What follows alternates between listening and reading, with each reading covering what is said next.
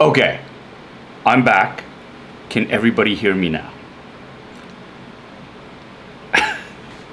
I'm a YouTuber. Yeah, great.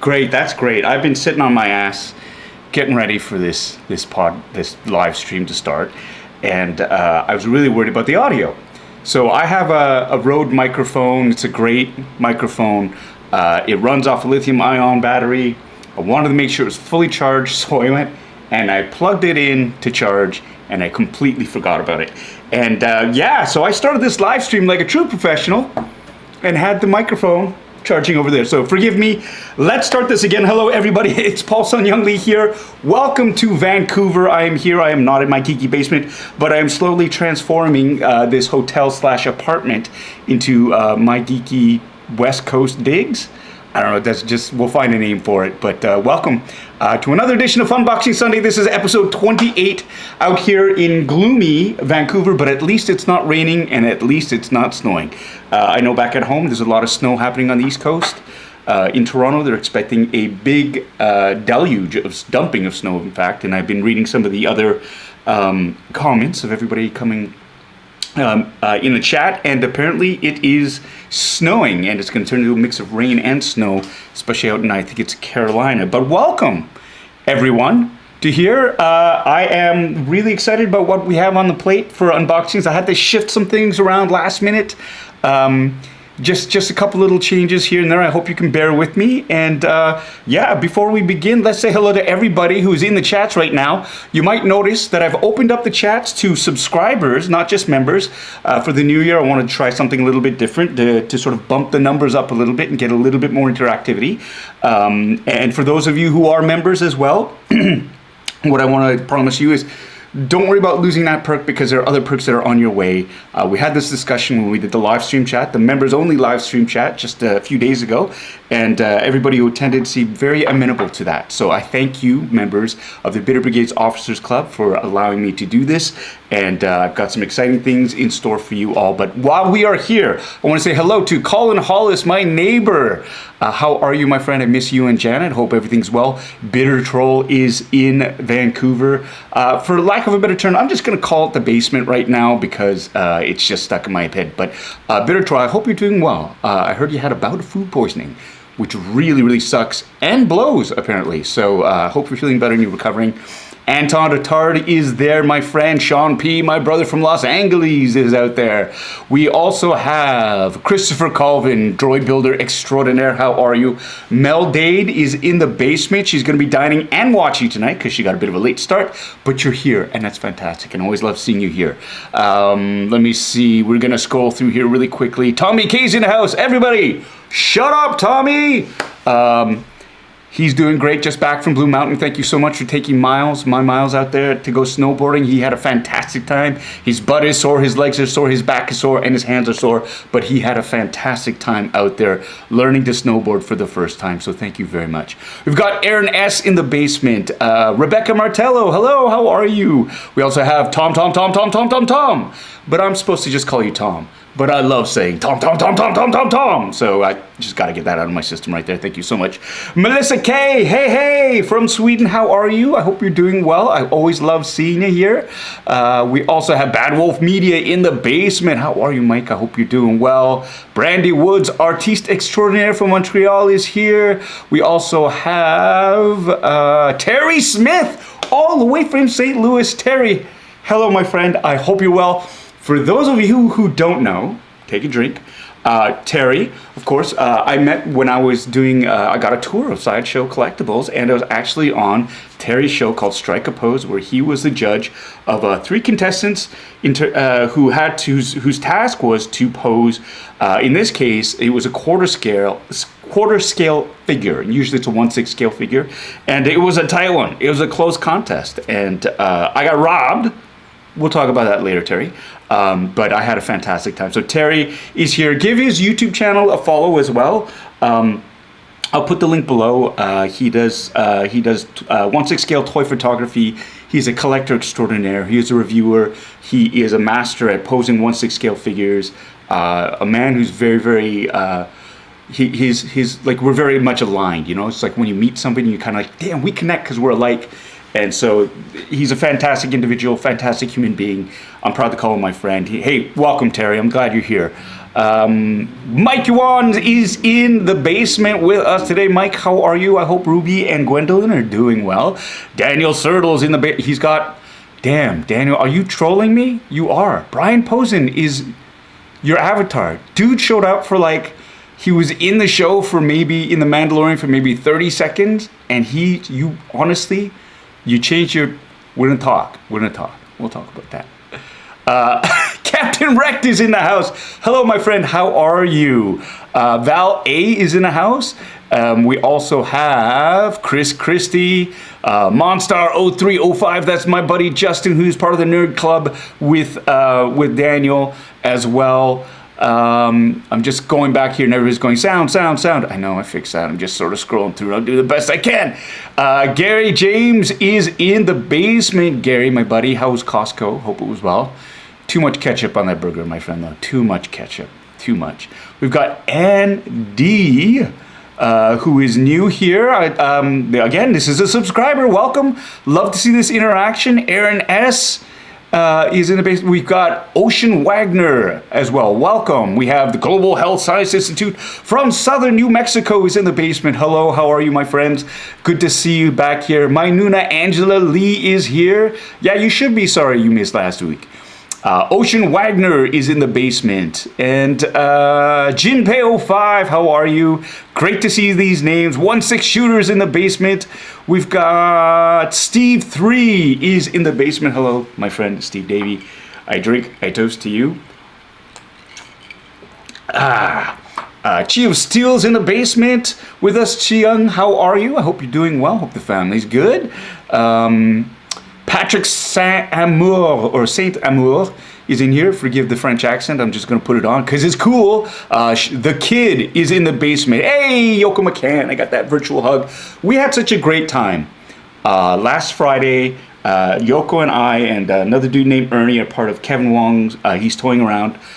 His YouTube channel, we've got a recap show, Book of Boba Fett. It's called The Book of Boba Tea. And we talk about the previous episode, and I think that's the most I've ever laughed on that podcast or live stream in a while, and we'll talk about that in a bit. Kevin's working on a clip of it, but I'd never heard the term Fett chonies before, and if you watched episode 3 of Mandalorian, not the Mandalorian, of A Book of Boba Fett, you'll know what we're talking about, but I was crying.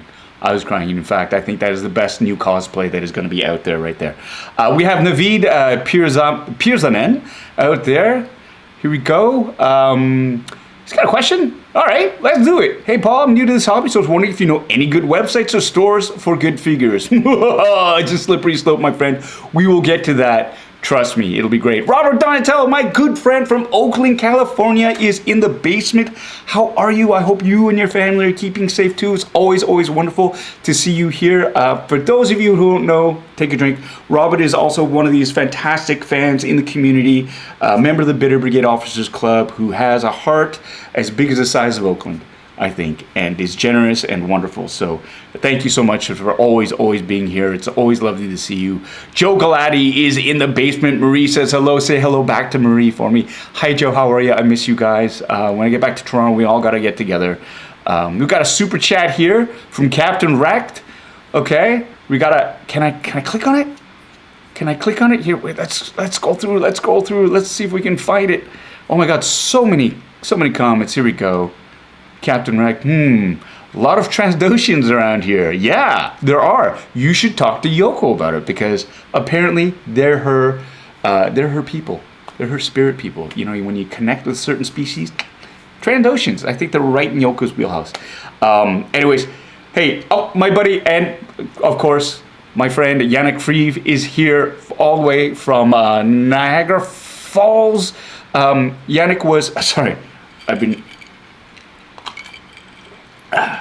been partaking in a little bit of the Jamesons there, but Yannick and I met Yannick at the Niagara Falls Comic-Con Fan Festival, and he was assigned to help sort of hold my hand. He took care of me. We became really good friends. Love him, love his family. Really, really kind, wonderful human being. So, it's just wonderful to hear from you. Thanks for tuning in, Yannick. And of course, Hip Hoptimus Prime! how are you? I hope you're doing well. I meant to check in with you. It's great to see you here. It's great to see you on this channel. As you all know, Nigel had a horrible experience just before Christmas, where his apartment, unfortunately, the apartment next to him burned down, and he got like totally collateral damaged by it. We need to talk. I just want to make sure that you're doing okay, and this community really stepped up and helped him out there. And this is what I love about this channel and the community, and what we're trying to build is a group of people that care and support each other. So hey, that's fantastic. Here we go. Jay Ross. I see. Where is Jay? Is Jay here? Sean Criscole is here. Hello. Sean, welcome. Jay Ross, there you go. He just became a new member. Hey. Thank you so much, Jay, for, finally joining the channel. It's good to see you. My friend, my fellow Ghostbuster, whom I've known since 2014. We met online. I was building my Proton Pack. I was getting stuff. I was collecting information about that, and Jay was one of the guys whose build thread I followed, whose advice I got. We met in Edmonton when we were doing Kim's Convenience there at the Citadel. I met at the Fan Expo there, and he's been one of those great friends who's always there when you need him. And I was looking for Proton Pack parts, and he was the one who stepped up and gave them to me for free, these little greeblies. He's the one who's been taking me to Troy Traders out in Langley, BC. To Jay. So thank you so much. This is what I love about this community. It's just sort of getting together. Darren Lai is in the basement. I see him there. And let me see. You know what? We're here. Now, for those of you who are new to this channel, welcome, first of all. I am Paul Sang-Hyung Lee. You know that. I was on a couple of shows that you might recognize, Kim's Convenience being one, The Mandalorian being another one.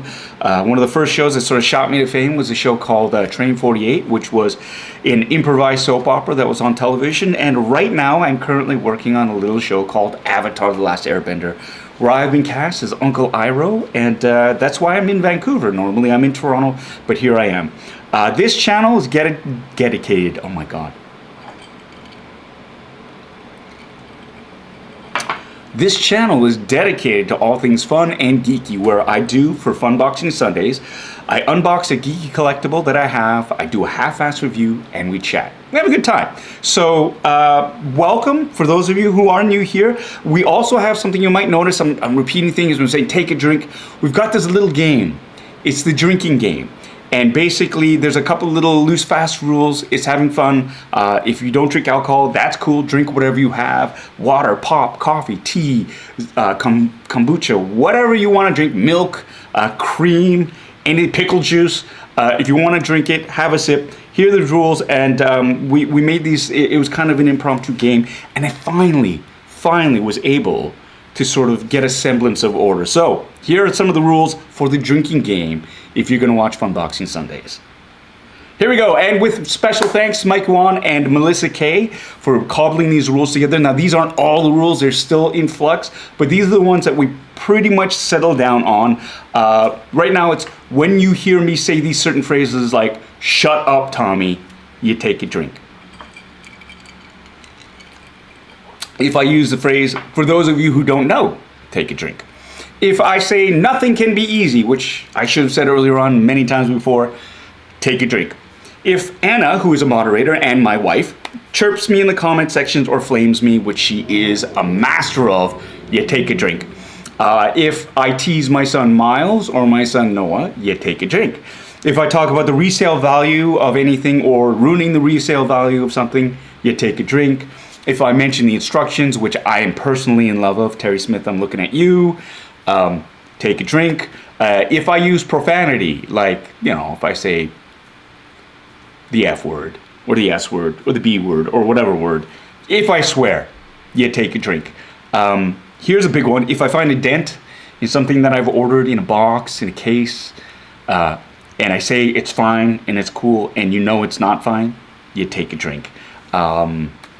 And if I have to take a bio break, which happens because I'm old, not as old as people think I am, but every once in a while, because I am drinking and I get nervous and I'm getting old, you finish your drink, and then you get yourselves another drink. So those are the quick and fast rules for the drinking game. We have a lot of fun, and that's the rule. That's the only rule, really, is to have fun while you're watching this and enjoy yourselves as much as you can.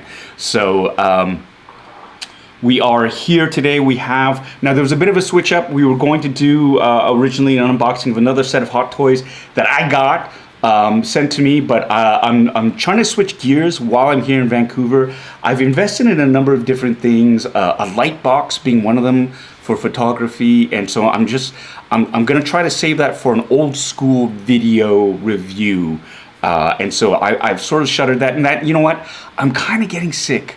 Not sick. I feel like I'm focusing a little bit too much on the Fett. You know what I mean? Boba Fett, I love him. He's great. And to that end, I want to welcome somebody here, a special guest on this show. He was here last week. I brought him back just because the response was really good, but I just didn't want this particular person, my co-host, well, probationary co-host, to get too big of a head. So I'd like all of you to welcome my surprise co-host, Original Trilogy Boba Fett. I'm pleased to be here, although I'm surprised and a bit confused. Is there no bounty for me? No, there's no bounty for you. It's just you're here, so basically I can, just sort of chat with you and get your perspective on some of the collectibles that we have here. I'm not sure what a collectible is, but maybe I can help out. I'm the most fearsome bounty hunter in the galaxy. Well, you're the most fallingest bounty hunter in the galaxy. I don't know about fearsome. I'm fearsome. I'm sure you are. I am. I saw you in your underwear last week, dude. You weren't that fearsome. Well, not that way. We'll have a talk about this later on. Okay, so that's our new my new co-host. He's Original Trilogy Boba Fett, who's he's got issues. So we'll welcome him later on there, Boba Cam. That's right. Okay, so here we go. We have for you, for all of you this week. I still have a hot toy in reserve. Can't not do a hot toy. I was able to pick this up from Toy Traders last week. This is something I love collecting armored figures. And there are a plethora of Stormtroopers, TKs. I love the Renaissance. For those of you who know me, I've got a bunch of them, from the Remnant Stormtroopers to the Jetta Patrol Stormtroopers to the OG ones. I'm excited. Sideshow Hot Toys is coming out with a bunch of variants from The Mandalorian. I have them all on pre-order. I'm just waiting for them to arrive.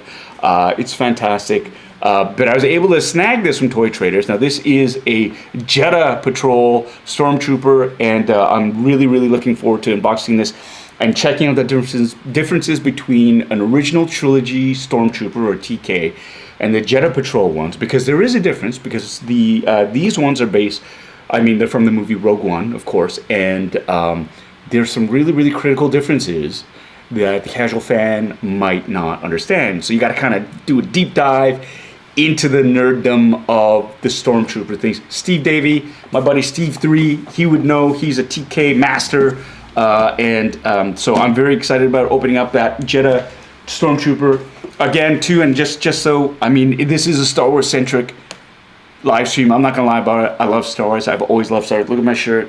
But let's try to expand it a little bit for everybody there. I got this. One of my favorite John Carpenter movies is, of course, The Thing. For those of you who follow the channel, I got one of these. It was the Ultimate MaCready Station 31. This is a follow-up for it. So I got not only one, but two as a fan, a NECA fan, and this is the flamethrower version of this. So we're gonna unbox this bad boy very soon after the Hot Toys. I'm loving these, loving these. Is it bad that I'm slurring? Is it bad that I'm slurring? I don't know. Oh, I think it's unprofessional. Yeah, well, you got knocked into a Sarlacc pit by accident by a blind guy, so don't talk to me about unprofessional. I'm the most feared bounty hunter in the galaxy. I get it. Just keep your cape on, okay? Just keep it on. Also, I spotted these at Toy Traders as well. These really, I loved just the sculpt of it. These are from WETA Workshops. These are the mini epics. This is from the Aliens series. Of course, that is Kane, and this is Ripley. Yeah, focus. Yeah. I love these sculpts. I love the cartoony aspect of them, but I also love the fact that they are still so, they're not too cartoony, you know? They're almost sort of caricature-esque, but very, very, I love the style of it. And similar to the tiny, the Toony Terror version that NECA has. I did an unboxing of the Quentin Jaws, and these are right in the vein. So I got a bunch of these. And so we're gonna unbox the Aliens ones. Got a whole set from the Ghostbusters. I will have them all. I think these, for me, will replace Funkos. Funkos are great. You know, I don't want to yuck anyone's yum, but I find after a while they just become a little bit too, they're a little bit too similar. And these I love because they are, you get that same effect, the same kind of scale or size to it, but there is something much more detailed about the sculpts, about they're not articulate, but the statues and the poses I just love. So we're gonna get to that. What's going on here? Everybody's good. Okay. Ocean Wagner, yeah. I really want to get the Hot Toys, but it is so expensive. It is very expensive, and I'm not gonna lie, they are premium figures. But you'll see when I do these unboxings, you'll understand. I've had to make some changes in the way I collect. I've stopped collecting Black Series from Hasbro. And those are great figures too, but something had to give. And the thing was with Black Series is I was getting frustrated just because of how they distribute Black Series, especially some of the special edition ones. They have exclusive ones, and oftentimes ones that are popular are almost impossible to get. And it's stressful. As a collector, some collectors, and that's why I'm part of a nerd group, they go out and they love the hunt and they are there to sort of back you up. But there are too many scalpers now, and it's not fun. And so I ended up having to stop it. And besides, I found that a lot of the Hot Toys figures, a lot of the Black Series figures that I wanted, they were having Hot Toys versions of them. So I just sort of made that choice to sort of, I'd rather have the bigger, sort of more detailed version of those. You gotta wait for Hot Toys, and that's the other thing. So it's a little bit easier if you budget, and you can save your money for that. It's amazing, but you gotta be careful. It's a slippery slope. It is a slippery slope, and I started out with Black Series stuff, and then I bought my first Hot Toy up front, like from Kevin, one of my friends in the nerd group, and yeah, I just never turned back after that because I just fell in love with that. There's a video of it, me unboxing it. It is the Hoth Leia Hot Toys. That was the first one I ever bought, and it was there. Patrick Saint-Amour, he's right there. Buy your first Hot Toys and you will understand it is such a wonderful experience to open them, and then it becomes addictive. More addictive than drugs. That's my opinion.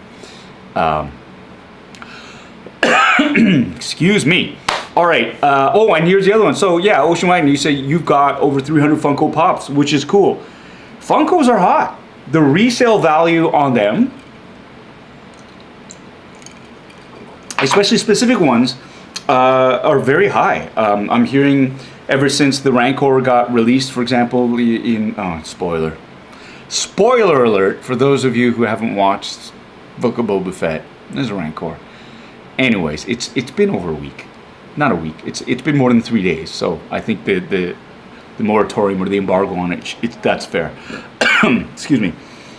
But the value of the little Funko Pop ones skyrocketed, right? So there is that. There's that. I should put a spoiler warning on these videos. I'm sorry.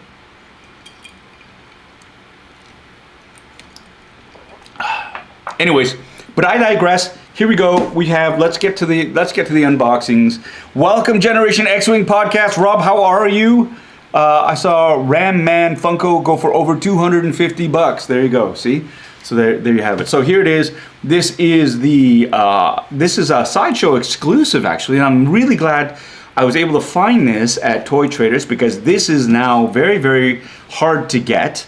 And and so I was able to get it at a really decent price over at Toy Traders. In my opinion, the best toy store in the world. It's located in lovely Langley, British Columbia. And Matthew Purdy and his gang, his whole crew out there, they are lovers of toys. You can really feel the passion from them when you visit there. Expect to be there for a while. It can be overwhelming. Take some breaks, but this is it. So I saw this and I was like, instant buy. So this was the display unit, so it wasn't in a box. It's not pristine. There's the price tag sticker that they tried to remove, that I tried to remove, but in the end I just ended up scratching up the box, and it's fine. I don't mind, because you know, it's a display case. It's a box. It's just a box. Anyways, so here we go. Let's open this up. Well, first of all, it's got the lovely cigar band. Because I don't know if you can see it. There it is. There's a bit of a crease in the cigar band. That's fine because again, this was a display model, and I didn't ask for a discount. Usually, what I'll do is I'll ask for a discount. I go, well, it's not the box. It's all that. But I am an opener. I'm an opener. I get it. So as long as there's not a hole punched in the box, I'm fine with it. Really, I'm fine. Anyways, that's a great tip from Brandy. Right here. Lighter fluid on a Q-tip will take the sticker residue off, but test in a small area if there's a special finish on the box. That is a wonderful tip. One that is very, very useful. I see it. I've seen it done at a collectible store that I bought something from. Terry, I'm not lying.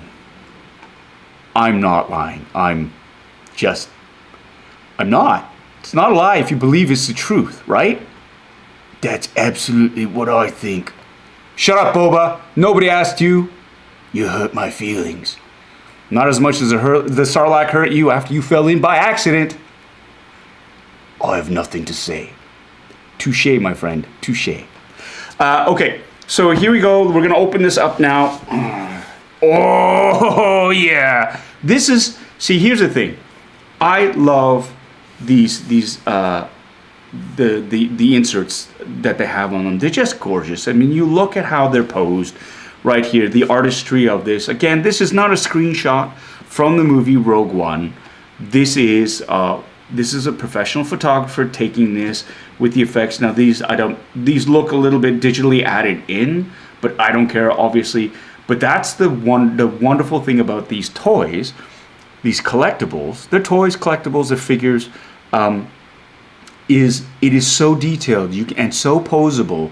You can photograph them and be very, very creative with how you pose them to create these lovely dioramas, these awesome looks. And that is something that I've really starting to become very, very interested in, and that's another reason why I got the light box. I want to get more into that. Patrick Santamori saying, "Hey Terry Smith, I love your posting segments. Yeah, check out his YouTube channel. It's fantastic. I question his judgment sometimes." But that's just me. But Terry, man, yeah, you the guy. Keep up with it. I sense you're being ironic. Yeah, ironic. Like the most fearsome bounty hunter in the galaxy falling into the Sarlacc pit by accident. You cut me deep, Paul. That's my plan, Boba. That's my plan. Okay, so once we can remove this insert, we will see the gold that is in between. I love that. That just looks so fantastic. And, oh... Here we go. You got your basic clamshell. You got your Stormtrooper here. All of the accessories, extra hands, micro binoculars. It looks like he's got I think it's a DL19, which is based off an MG42 German machine gun. Let's take it out of the box. Ooh, it's double layered. There's something else underneath. Oh, hey, before I get to this, there's a super chat from my buddy Mike Wan for $5. Thank you so much. Watched your mukbang. It was fun. Our kid loved it. In the process, I may have ruined my bitter gear. Can Boba Fett tell us where people can get gear?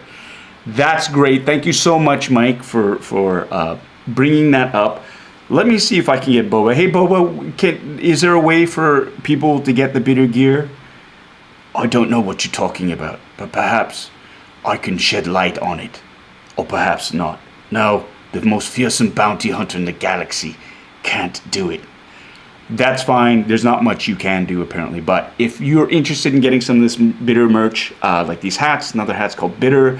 I think we still have some Purple Con exclusive hats. You can go here. Check out bitterasiandude.com/merch. And for all of you out there, too, I think you're supposed to take a drink. If I pimp my merch out, I'm going to take a drink. Anyways, I digress. Let's get back to it. Okay, so here we have, this is a nice surprise. It looks like it's a backdrop. Hey, this is like, this is great. This is great. It's kind of like I have my own little mini HasLab tier unlockable. Look, it's a cardboard cutout. Oh, I'm sorry. Is that too soon? Was that too soon? Look at that. Look at that. That's beautiful. That is beautiful. You've got the scene in Rogue One, obviously, with the hover tank, the tank commander, which is coming out very soon. I think there's a first look on the Sideshow YouTube channel of the tank commander. I love this character so much, even though we only had like 21 seconds of screen time. That's less than Boba Fett, but a much more credible character. Why do you always pick on me, Paul? Because it's so easy, Boba. Because it's so easy. I don't like being a target. Well, you would think the most fearsome bounty hunter in the galaxy would be used to it. I'm going to get you while you're asleep. And I'm shaking in my boots. So here we go. Look at that. We've got as well the Stormtrooper Commander, which again is another hot toy that's going to be released soon in North America. I'm looking forward to that. And you've got your regular troops here. Now the Rogue One Stormtrooper, the TK, was different from the original trilogy one because of certain changes to the minor details in the helmet. For example, these little. We'll talk about these a little bit later, more in depth when we actually open up the figure. But these stripes right here were originally just painted on, but because this was we are in a high def world. In a high def movie, and they're expecting people to screen cap it. They actually had cutouts. These were actual cutouts in the helmet because we're in a high def world. The level of detail in these strips in the forearms, those are far sharper than the ones that we had in the original trilogy, and that's just sort of scratching the surface there. So here we go. We've got another super chat from my brother Sean P. Would love to see other types of merch, toques, t-shirts, and hoodies, please.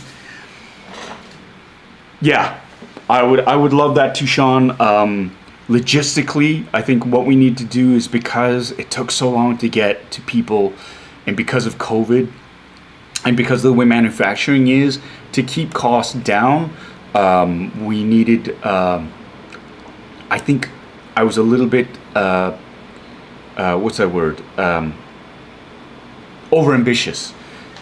Just in terms of the quality, because I really want a top-notch quality, and with quality, there's a cost involved and there's time involved.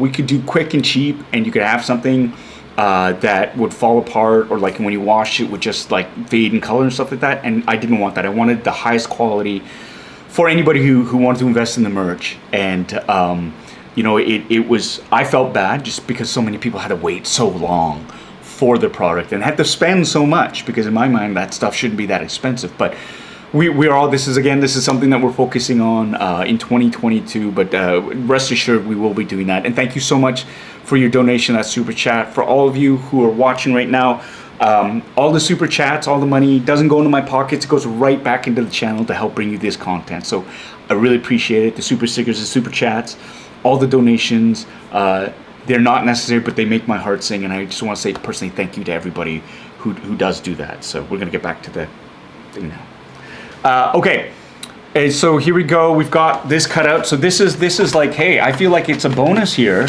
because you know this figure here costs about as much as the Ranker HasLab product, and hey, I got a cardboard cutout which looks a lot better in terms of a diorama background than the one they offered at Has. Is that too soon?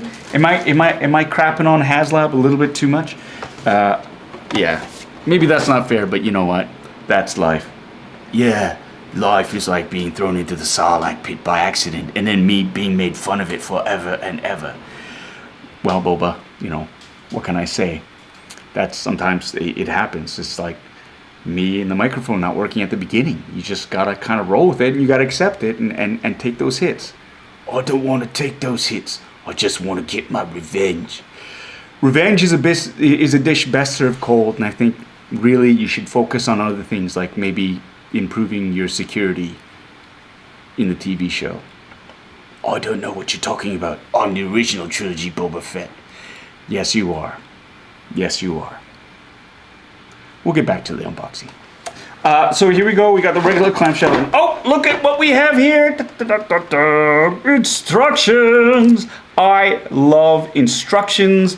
They make my heart sing. Instructions, while at first glance can seem very, very unnecessary and insulting, I find that we are far too arrogant, and it doesn't hurt to just double check and make sure. And so here we go. We've got this lovely set of instructions. Star Wars Rogue One. This is one of my favorite things, and I'm not kidding, about Hot Toys, is that they have these little instruction packets, because you don't know. You can't, you know, if you've never had a Hot Toy before and you're worried about how much force can I use to change the hands or to pose the character, this will give you at least some measure of comfort. You know what I mean? You know? Take a drink. That's right. Drink, drink, drink, drink, drink. And yes, you're right. You're right. There is a spoiler alert. I'm sorry. You know, you gotta. It's really. It hasn't. I mean, for those of you who are waiting to binge the whole thing, this is what you get. I'm sorry. Yeah, it's been. I cannot live my life around your schedule. You sound like a punk. Really, Boba? You gonna go there? I am. It's unprofessional. Unprofessional. Why are you the most feared bounty hunter in the galaxy again?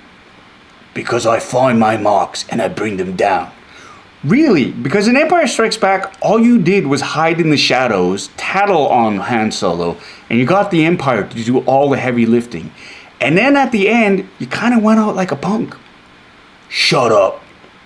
Truth hurts. I know. Truth hurts. Let's get back to the unboxing. Yeah, so here we go. We've got the instructions, and I know these are pretty, I mean, straightforward. But hey, look, just in case you don't know how, you need to put the antenna in, right? Where do the thermal detonators get thrown in, right? All these different, the hand grips, the different things. You've got the, okay, in this case, really unnecessary, but I like them. I like the pictures. This is somebody's job. Don't crap on people's jobs, okay? Don't crap on them. We got a super chat from Sean Chris Cole. Thank you. 5 British pounds sterling. Be right back petitioning Jon Favreau to write a scene with Carson Teva dropping some smack on Boba Fett falling in the Sarlacc pit in the future series. He writes it, I'll say it. If that happens. That's fantastic. Thank you so much, Sean, for that lovely, lovely, generous super chat. Right on. And then there's Yoko saying, I thought the super chat said they're dropping some snacks for Boba Fett. Yeah, well, they're great. Okay. Oh, that's nice. Thank you, Pammy. Spoilers are cute when Paul does them because he's charismatic about them. Did you hear that, Boba? Did you hear that? What did you say? Someone said Pammy said, I'm more charismatic when I do it, so I can get away with a lot. Are you charismatic? No, I'm just badass. You were, and then you fell into the Sarlacc pit. Shut up. Now I'm badass. Yeah, because Robert Rodriguez actually brought you back into being a badass, right? And I'll give it to you. I'll give you this. You did fight a Wookiee in your underwear, and you were all lubed up. So I think you're like a step away from like that really sort of frightening naked fight scene that Viggo Mortensen did in Eastern Promises, but not quite. I would have fought him naked. I know, Boba. I know you would have. All right, so here we go. Let's get this Stormtrooper. How long? Look at this. 42 minutes in, and I'm just getting this trooper out of the box. Oh, the backpack. The backpack is already. It comes mounted, and I don't believe it's removable. It feels like no.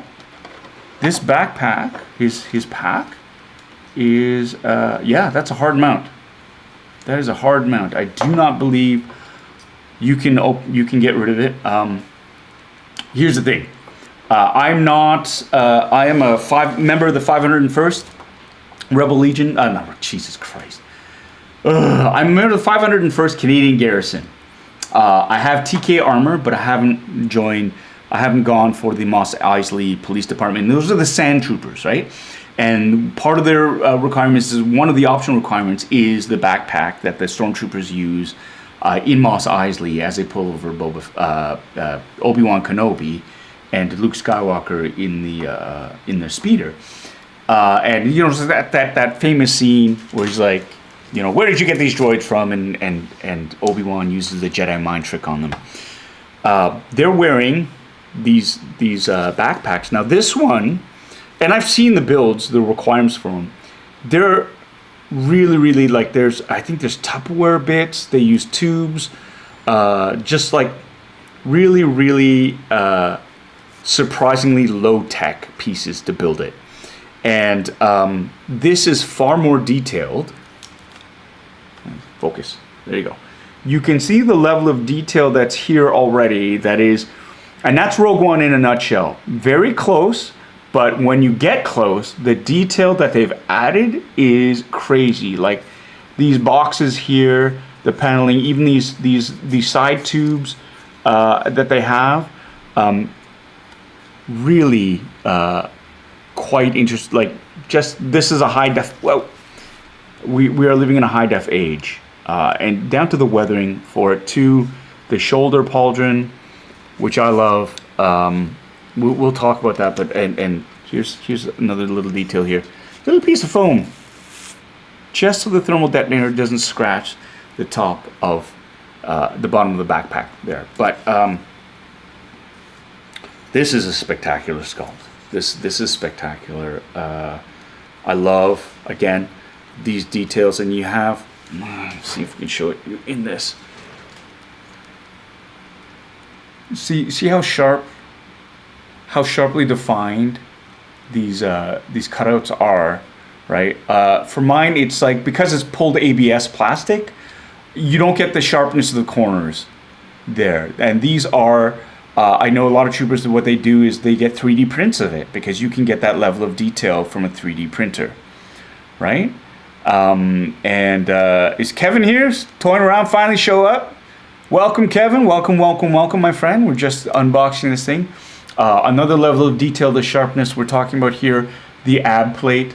It is, I mean, you look at how sharply pulled the details are in this pad here, the circles, even these strips that run down here. I have my TKs. You get these details, but again, because it's pulled, it's vacuum formed ABS, you don't get this level of sharpness, right? The belt boxes as well, like the drop boxes, same. Again, you're looking at the thigh armor where you have just that extra level of detail. These two little stripes here, not stripes, but these cutouts. It's crazy detail. Here too with the knee plate. You've got these are so sharp. Mine are just they're there, but they're blah blah blah blah blah because it's pulled ABS again. The other differences that I notice is, and this is smart because this is for mobility. You see how much black is showing on the for the bodysuit. They've actually trimmed down the armor, and more specifically, in the backs of the knees here, because it's notoriously hard to bend your knees, to run, to kneel, to sit in original trilogy Stormtrooper armor. And what they did was they cut these parts down so you could bend your knees. The stunt performers and the extras, they could bend their knees and not get the dreaded armor bites. Because when you have two pieces of plastic and they're really, really close together and you bend, at times you'll get a piece of flesh in there that'll get pinched, and that sucks. Same here. There's a ton of room here, a lot of black showing, and you have, oh, look at that flexibility there. Hey, look, it's like episode 3 of Mandalorian. It's a Stormtrooper choni. Sorry. You have a bodysuit underneath here, and I mean, the last place you want to get pinched for anybody is in there, between the cod piece and the butt plate, right? So there's that. As well. And so the thigh armor and the the backs of the shins right there usually aren't cut down. Like what a lot of troopers will do is they will cut down on this just so they can bend. And this was something that sort of they really started using in Return of the Jedi, and then in Rogue One they went so far as to build these trim bits here into it, because before you just cut out. If you see some screen grabs of Return of the Jedi, the Stormtroopers, they'll just be cut right out really roughly. Again here too, there's some subtle differences here. There's some ribbing. Can you see the detail on that? You can't. Let's try the other camera.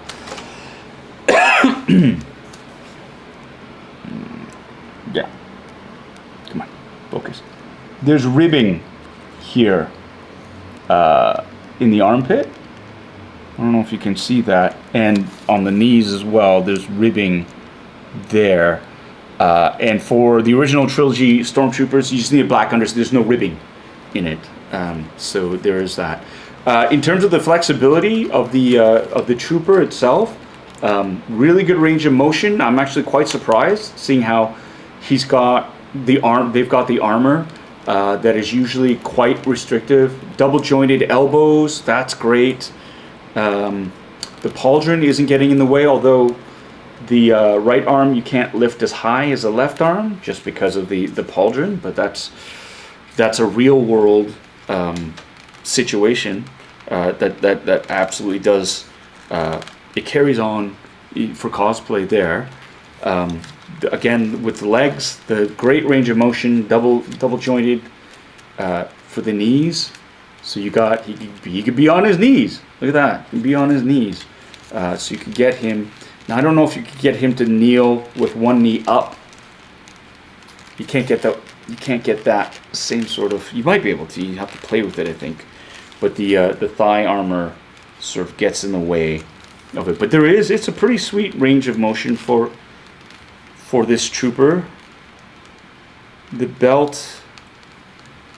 Oh, that's interesting. So the belt here shouldn't detach from the abdomen armor, but it kind of is. And I don't know if I know from my original trilogy TK, like it's attached almost to the abdomen, so you don't see any gaps in there. So that's I don't know, maybe just for posability, or maybe for Rogue One they built that in so they could, because they were doing a lot more. There's a lot more range of motion for these troopers than there were for the original trilogy ones. And you can see from the sides as well. Here you go. Is this cannon? This is a rubber strip here to connect the chest and the back pieces together. Right. On my costume, it's Velcro, black Velcro, which is like stretchable. And again, for the armor, for the abdomen plate, you've got a gap there, an inch gap, and another inch gap there. In the original trilogy, they kind of wanted, if you wanted the Centurion, they had to be no gap showing. There's an allowance, I believe, in the 501st where you're allowed to have an inch or two, just for the bigger guys that are there. It's great. Ankles, woo! Good range of motion for the ankles. The paint job on this is great. I love, it's the subtle weathering. I don't know if it picks up, but the subtle weathering of the armor, a little bit of dirt, a little bit of sand, the shoes, of course, it's very subtle. He's got some on his pauldron, on his armor, chest armor, and the backpack too. You see little bits right there, which is cool. And yeah, again, there's big gaps right in between all the armor bits there, which is, as a cosplayer, is great, right? If you look at the original trilogy Stormtroopers, they don't have as big a gaps between the armor bits. Also, the helmet, it looks like these are bubble lenses.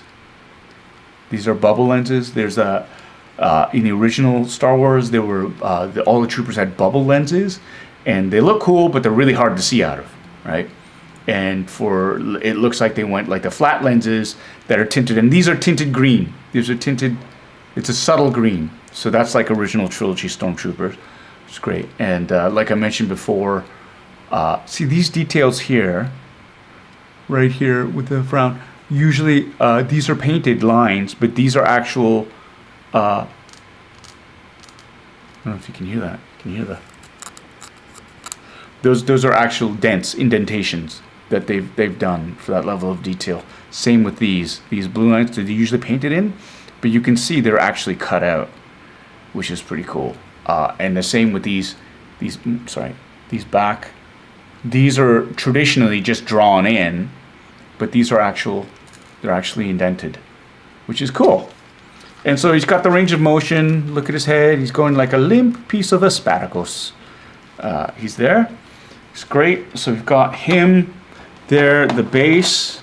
Ooh, that's nice. Look at this base. You've got this optional Rogue One sort of diorama matte. It's got a great sort of rough texture here, and then it's gloss. Glossy, that's glossy. Very classy, very nice. Loved it. Kenny C3's in the basement. Hey Kenny, how you doing? Great to have you here, my friend. Here's the base. It's got this lovely metallic Imperial Stormtrooper Jetta Patrol. This is like it is like a stamped feature to it, so that's a nice little high production value touch there. You've got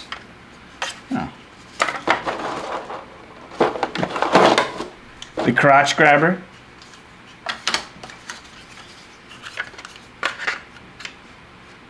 And this can go, for example, if you wanted to keep it, you can put it right there, or if you didn't want it, you could have one of the regular sort of things. Let's look at these accessories. Ooh, it comes with different 3 sets of hands, 4 if you include the ones that are on him for different action poses. You've got, rock, paper, scissors hand, close hand for a little bit of sorry, couldn't help myself.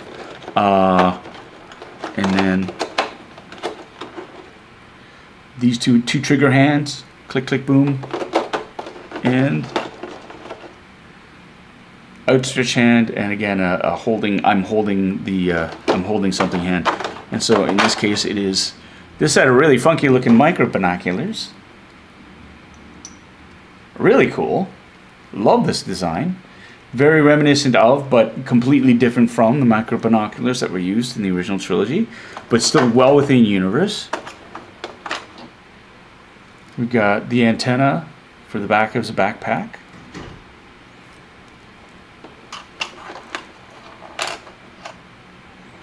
And you got a couple thermal detonators. Now these are neat because they're, so these are from Rogue One. Death Troopers use them. Oh look, these actually, They're magnetic. Magnets. Are they both Shit. Oops. Take a drink. Yeah, they're both magnetic. They're magnetically sealed. They're two magnets. And yeah. These are, that's fantastic. That's pretty cool. And I think they fit. They fit in his backpack. They're supposed to, according to the instructions. Although it's very funny because the instructions didn't mention anything.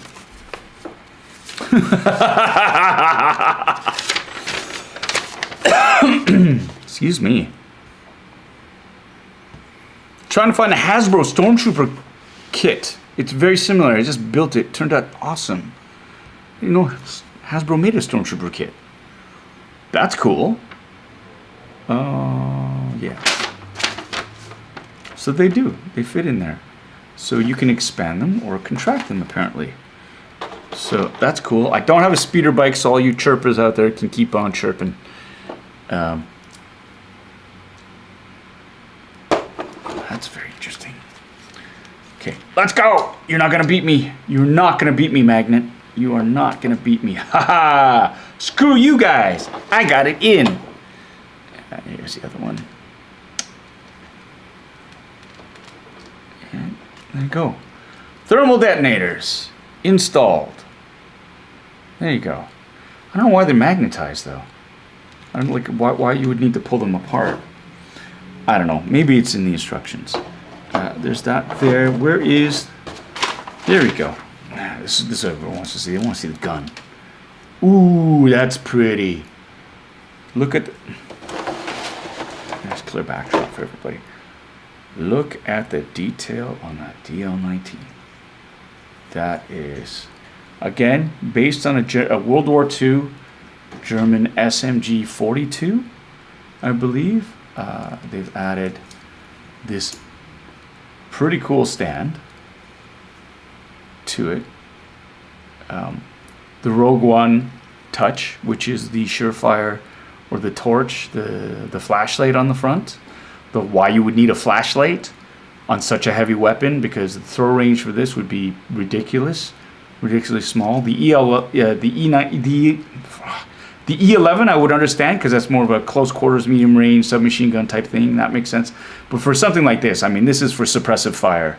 So I don't know, but the detail on this is spectacular. And again, you have the strap with the actual tiny functioning buckle. So you can adjust the length of this to be as small or as long as you need, just so you can the Stormtrooper can do it. Oh no! Oh no! We've got a Mandalorian down. We've got a Mandalorian down. Look at that! Boba Fett fell. That's a familiar thing. He got knocked down by accident. You okay, Boba? I'm just resting. I got sneak attacked. Yeah, I'm sure you did, Boba. I'm sure you did. Just like last time. Oh, I'll get you for this. I'll get you for this. Don't you worry. Oh, I'm not. I'm not. Yeah, so that is the Jetta trooper.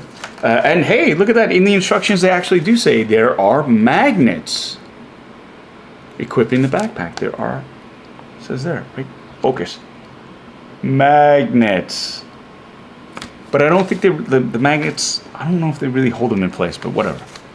It's all good. It's all good. So that is the Jetta Patrol. The Jetta Patrol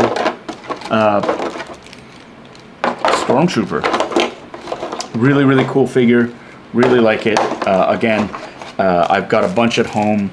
I've got big plans for the, I'm not army building per se, but I've got plans for a really nice diorama. I've got the three of the Sword Troopers.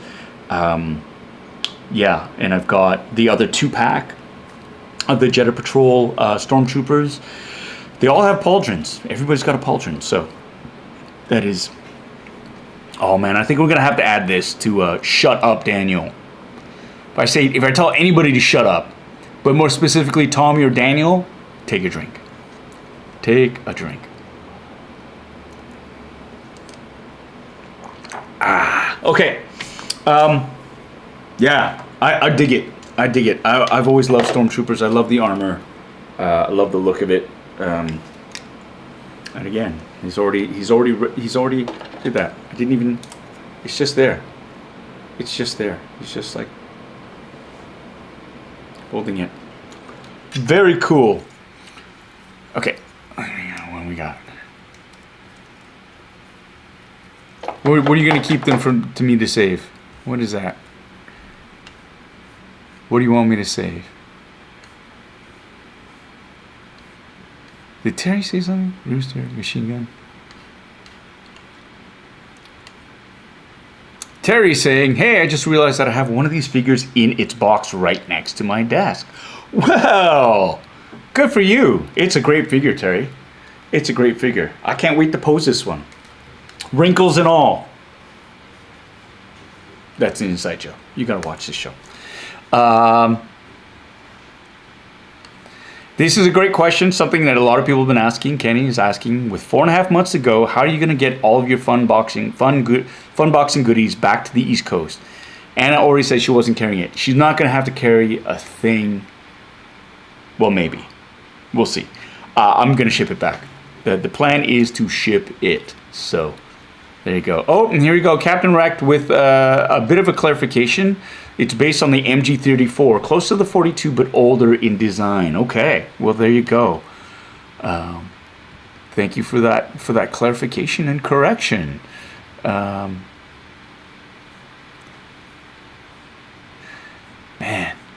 you guys, this is awesome. And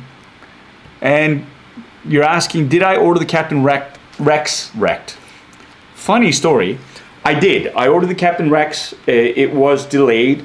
It finally came to my place, delivered by DHL. And here's the thing. It was damaged when it got. They took a picture of it on my porch, which was awesome. And my kids brought it in, and I said, "Oh, take a picture, send it to me." And they did. And I was like, "Okay, it seemed fine."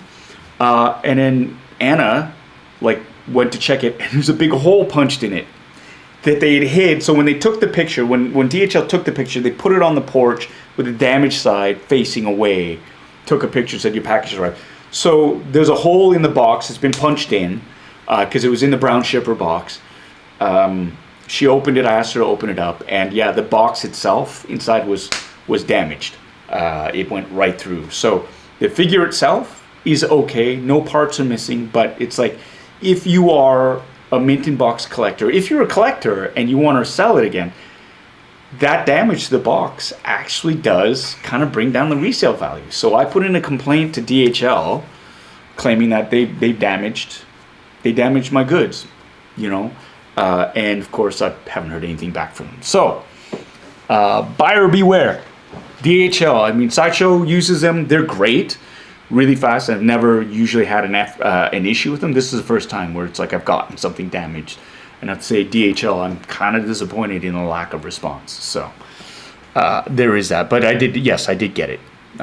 Stop it! I keep hitting the wrong button, and it keeps saying, "Do you want to ban this person?" It's like, no, I just want to scroll down and get stuff out of the way.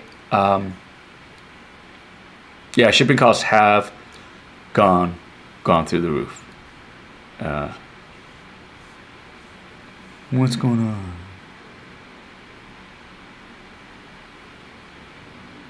Sorry. I'm just reading the comments. Trying to catch up. I hope everybody's having a good week so far. I've had a good week. It's been great.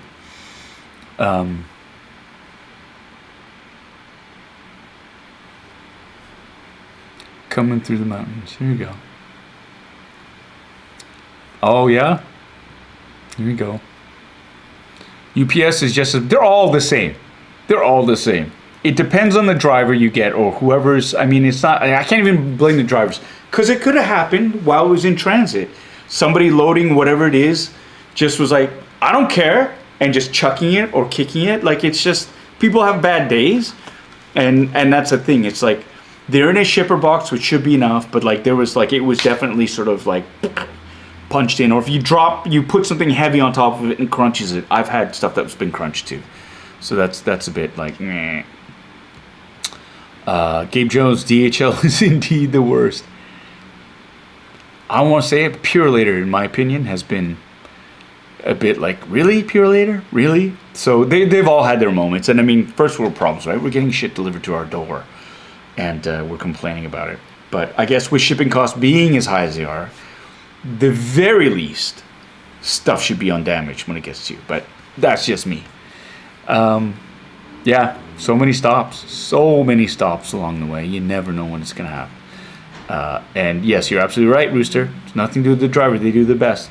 It's 10,000 other people who have to, and that's what I'm trying to say. So, okay. So that is the Jetta Patrol Stormtrooper. I love it. I love TKs. I love playing with them. Boba, what did you think? Oh, I think it's overrated.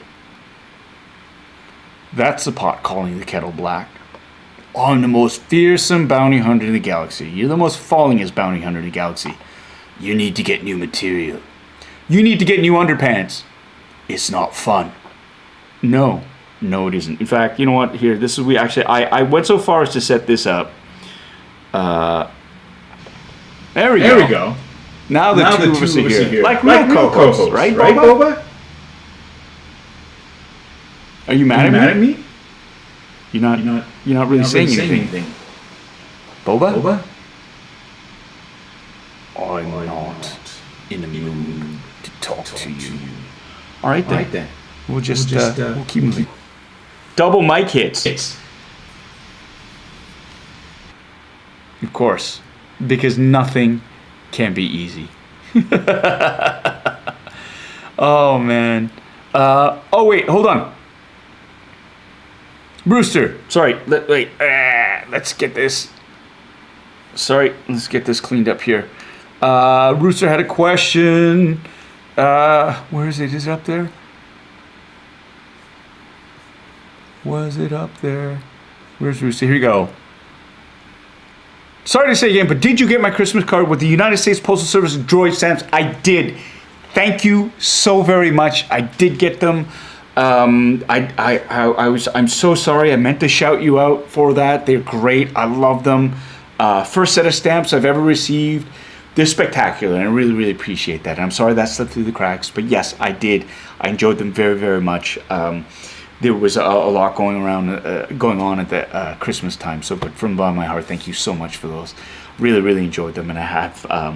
I wish I was home so I could just bring them out and show everybody what they were. So it was awesome. So thank you so much for that, and I did get them, and I do appreciate that.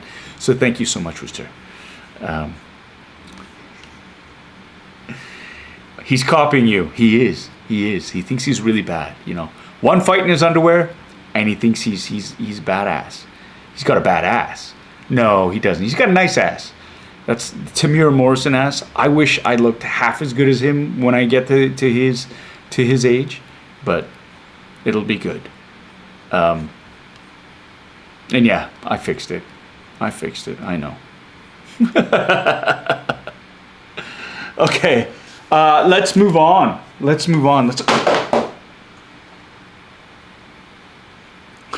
Drop the box. Hold on.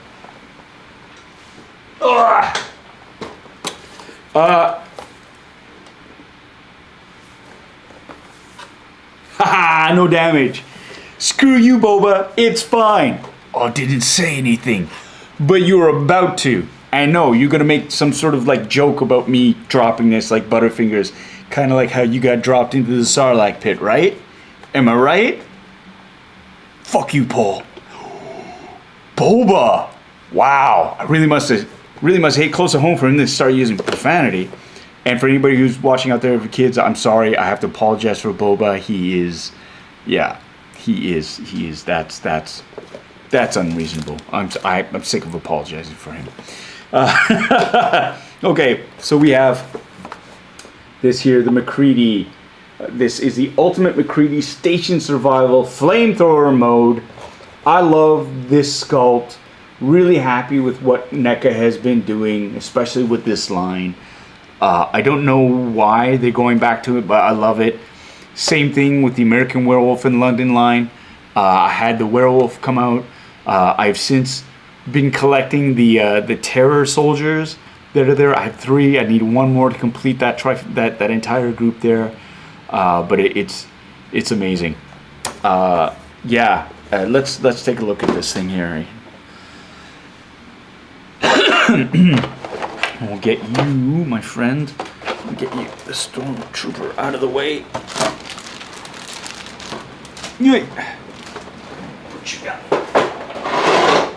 Here, alrighty, here we go. Yeah, and if you're wondering about the drinking game, we drink. Yeah, pretty much. Do we drink to that? For that, yes. The answer is always, when in doubt, the answer is yes. Thank you, and shut up, Tommy. There you go. Take another drink. Stop. Kevin, really? Really? We're going to have a talk, Kevin. Kevin Wong, Toying Around, fantastic YouTuber. Fantastic channel, Toying Around. He unboxes toys. He's got great guests. We have the Book of Boba Tea episode recap. But I have to say, Kevin, I'm disappointed. I'm disappointed you have not. That obviously it means you've not seen this movie. We're gonna have to have a watch party. You're gonna have to watch it, and yes, there will be consequences for that. Don't worry. 1/6 shooter, we got him. I'm not gonna ban him. We're going to educate because we're gonna give him a hard time, a little bit of a hard time. But really, this channel is about supporting. So I'm actually kind of excited now because I can introduce you to the Thing. Yeah, baby, the Thing. Yoko! Yoko! A2 Yoko? A2? Alright. I'm thinking we have to do a watch party. What do you all say out there, Bitter Brigade? Let's do a watch party. Let's watch the Thing together. I think that would be a lot of fun. I've never done a watch party, but I think, yes, Colin, absolutely. We do a live watch and a tweet. We do that, or we do a live stream of this. I think that would be so much fun to do. Yes, look at that. We got people saying, do it, right? Val A, she's right there. She's saying, oh, that's Terry. Yeah, something must be done. Bitter Troll is in. Right? Robert Donatello is in. Everybody is in. All right, let's do it. Let's do it. Patrick Really Vasquez, thank you so much. Yes, he is in too, right? Is Ernie here?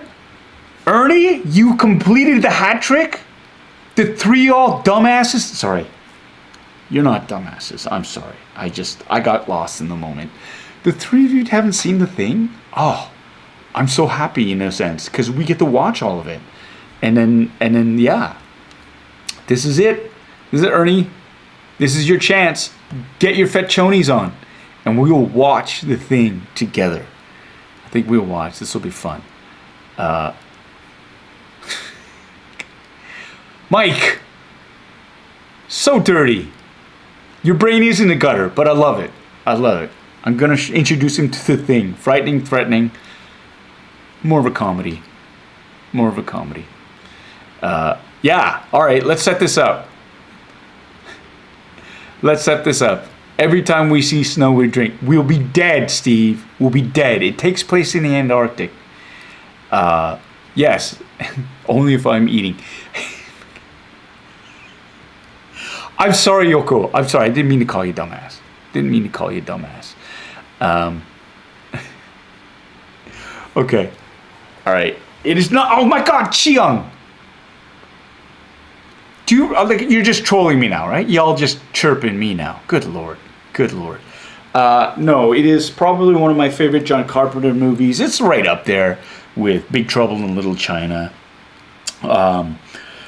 You know, with Prince of Darkness. This is, yeah, the Thing, man. It's the Thing. They live, the same genius that brought you all those. We gotta watch this. We gotta watch this. Hey, Boba, have you seen the Thing? I've seen your Thing. It's not much to look at. We've heard this joke, Boba. We've heard this joke. Yeah, like we've heard the joke of me falling into the Sarlacc pit by accident. Sucks, doesn't it? I don't know. You tell me. You got sucked into the Sarlacc pit. They fall. All right, I'm out. Damn straight you're out. All right. So, and just an addendum to that. I don't know. I think I'm losing viewers like crazy here. They're like, what the hell is he talking about? For those of you, a lot of the members know I dropped my first mukbang video. That was weird for me, but apparently it went over really, really well. And so I'm playing with the idea of doing another one, obviously, but maybe even doing a live sort of like a Zoom thingy where a small number of members will get together and we'll just eat and chat. What do you think? Let me know in the comments, right? So there we go. Yoko, what? You told him he has a nice ass and he talks to you like that? Oh, Boba. Yeah, he's kind of cheap that way. I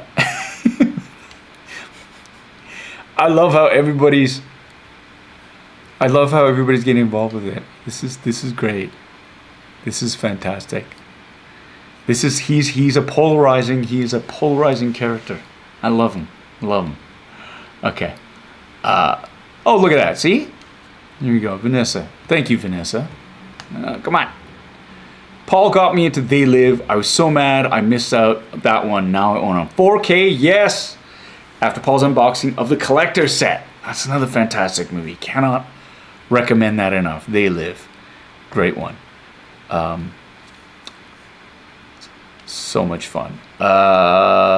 Good night, Jason. Oh, good day, everyone. Hope you're all enjoying your Sunday. Jason O'Toole, welcome to the channel, my friend. Thanks for jumping in. Oh,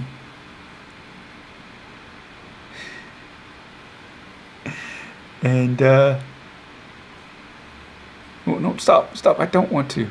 Why is this happening? Eat and chat. Seeing the theme. There we go. We're going to do it. Okay, I'm going to get to this. I'm just going to get to this. Here we go. NECA. Crushing it. Absolutely crushing it. You've got, this is like, look at this artwork even. This is so, it's reminiscent of the old, oh God, what was the name of the artist that did the movie posters in the 80s and 90s? Well, there's the name of the artist right there, I betcha. It's on color illustration, Paul Shipper. Oh, it's very, oh my God, it's very similar to the, this is an artist that was ubiquitous in the 80s who did this style for the movie posters. He did all the iconic ones, from the Star Wars to Goonies to start, like it was, what the hell was that guy's name? In the Mist,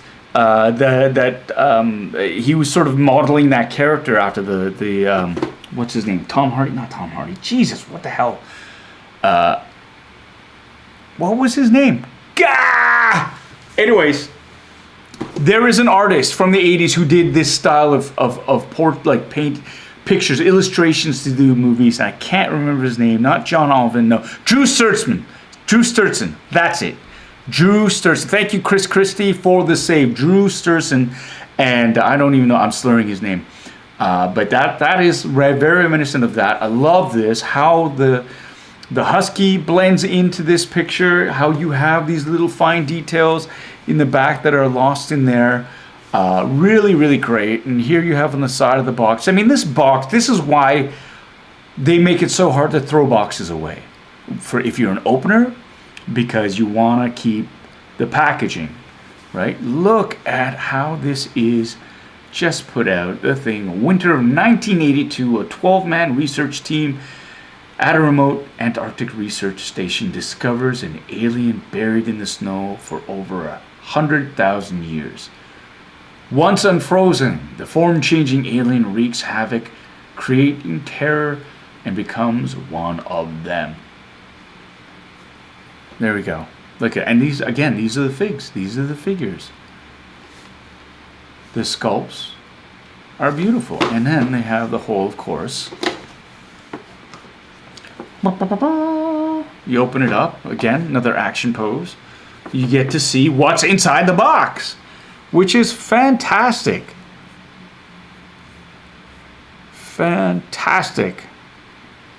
Blasphemer! Gonna ban your ass, Chi. Gonna ban you hard. I love you, man. It's all right. It's all right. So let's open this up. Let's get him out. I've got, look, even the top of the box. Damn. Again, this is something I got from Toy Traders. Very hard to get these in Canada, at least now. Toy Traders.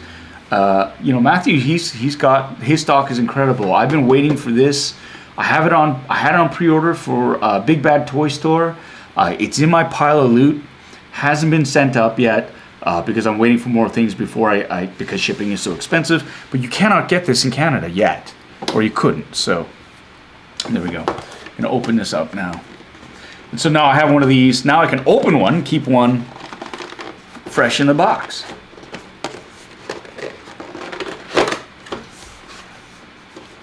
Invented that. Yeah, really what I could have done, should have done is from the bottom. But I'm so excited to get this out of the box.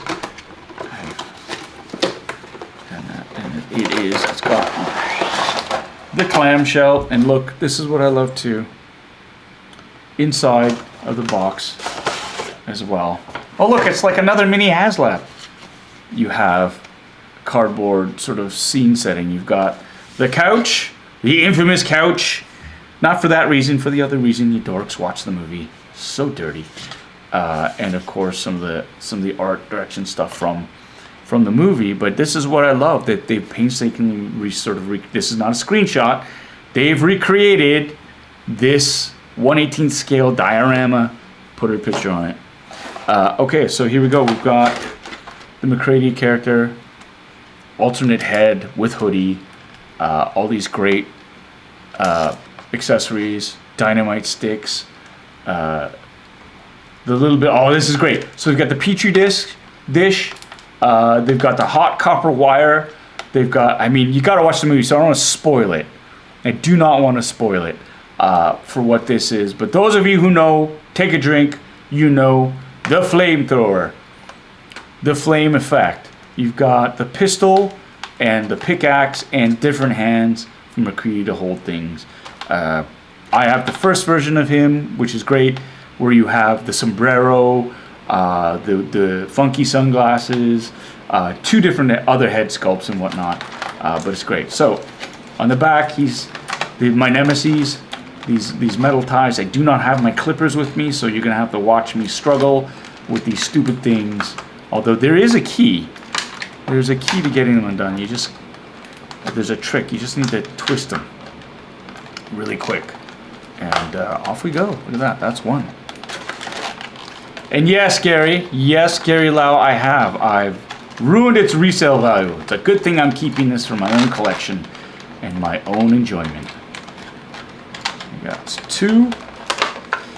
These are, sometimes you get the ties that are super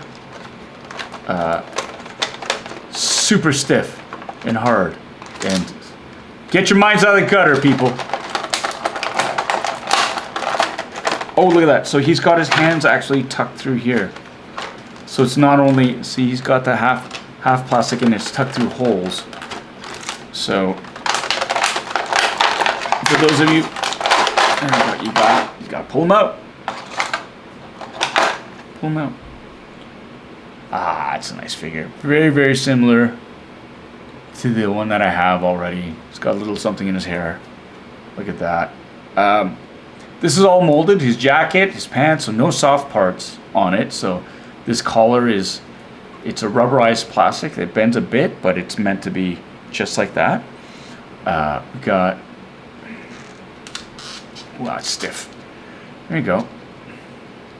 Initial sort of stiffness in the joints. There you go. But once you get it going, it loosens up, which is great. Hold on, I'm getting it. What is this? Getting a text. Getting a text. My family.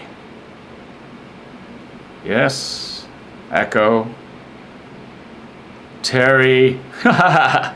You just sent me a picture of the aforementioned Jetta Patrol Trooper. Nice. Nice. And what is this? Jay. Nice. No. Damn it! You little jerk! Oh, that's twice he's gotten me. That is twice he's gotten me. I'm gonna get you back. I don't know how, but I'm gonna get you. I don't know if anybody plays a circle game, but my son just got me. Thank you, Noah. Thank you. Okay. Good range of motion. Look at that. Look, it's the Boba Fett shot. I'm just going to refer to that screen grab that Kevin came up with on Book of Boba T. He caught a screen grab of Boba getting tossed by Black Chrysanthemum, and it was a total crotch shot. And yeah. That's right. There we go. Love it. Love it. So he's there. We got, I mean, the big thing for me is this flamethrower, right? Because I have this figure. It's almost exact. It's almost like just a repack, and I'm buying the accessories. But in this case, if the accessory is a flamethrower, I'll take it. I will take it. Oh, my nemesis! Tape! Why? So they've got, this is great. I like this actually. It's a clamshell to cover the accessories so they don't get stolen or they fall out. Ooh, that's nice. Hey, welcome Caleb Ty. Welcome to the channel. We're just unboxing this NECA 1/18 scale MaCready, sorry. Kurt Russell's character in the fabulous John Carpenter movie, The Thing from 1982, one of my favorite movies. Here we go. Ochre Studios, you know what I'm talking about. You cannot pass up a flamethrower. Here's my question. Why does the Arctic Research Station have a flamethrower? Have a couple of flamethrowers, in fact. That is my question. Right there. And look at that. They've got the details. I don't know if you can see them. On the focus. There you go. The buckles are sculpted in, but that's not bad. That is good. Not functional. I don't think they're functional. But that is to melt snow. Yeah, I guess. But if, like, I don't know.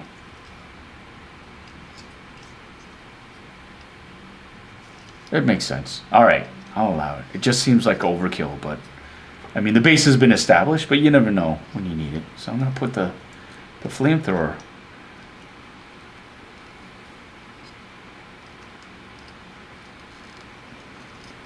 There you go. All right, let's put this on like a little kid puts on his backpack. I have to stretch it a little bit. Oh, we did it. We did it. There we go. So he's got the flamethrower on his back, which is great. There's no, oh, there is a little bit.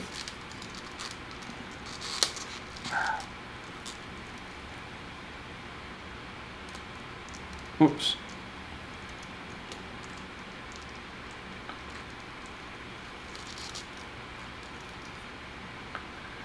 Just gonna give him a very basic sort of pose.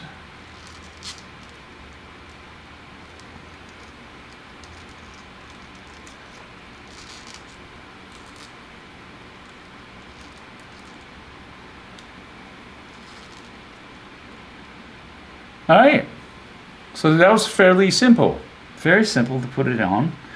He's got, there's a, more tape. I'm done messing around with Scotch tape. Just gonna cut that off.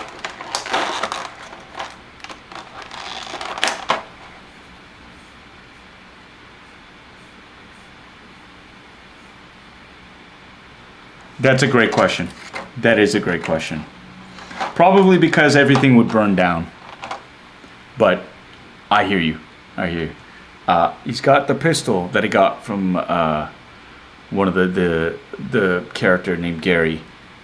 Gary's pistol. It's the Smith and Wagner. Oh God, Smith and Wagner. Jeez, Smith and Wesson. I think it's a 357 Magnum. I don't know. That's my guess. And look at that, fits right in there in the holster. How is this holster?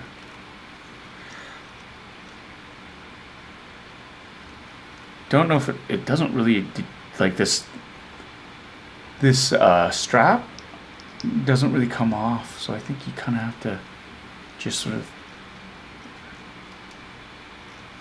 force it in. There you go, and then you sort of glob that over there. So there you go. He's got the pistol in his belt.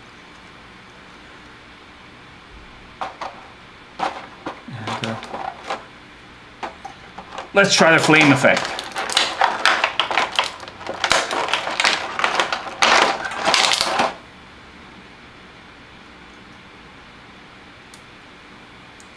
Flame up, flame down. Oh yeah. There you go.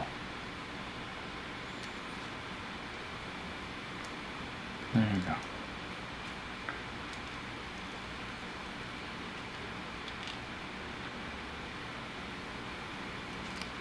There'll be more time to pose this a little bit better later on when I have them on the table there. I'll have them join the Iron Giant. But this is a great figure. This is a fantastic figure. I got this for about 45 bucks at Toy Traders. This is the only place in Canada I was able to find it on the shelves, which is great. The detail on this, it's a lot of fun. This is fun. I'm loving it. Really loving it. It's the joints are stiff right now, but I don't mind that. I find that like when figures after a while, the joints get a little bit loose and then they don't hold the form or the shape. So this I don't mind. There is a little bit of ankle articulation. Yep. And there's a hole. There's a hole in his boots in the heels for pegs. So if you have a diorama or something that you want to set him on, you got that as well, right? So, and you can rotate. Yep, he's got thigh rotation, head articulation, which is great. Full range of motion. Yeah, digging it.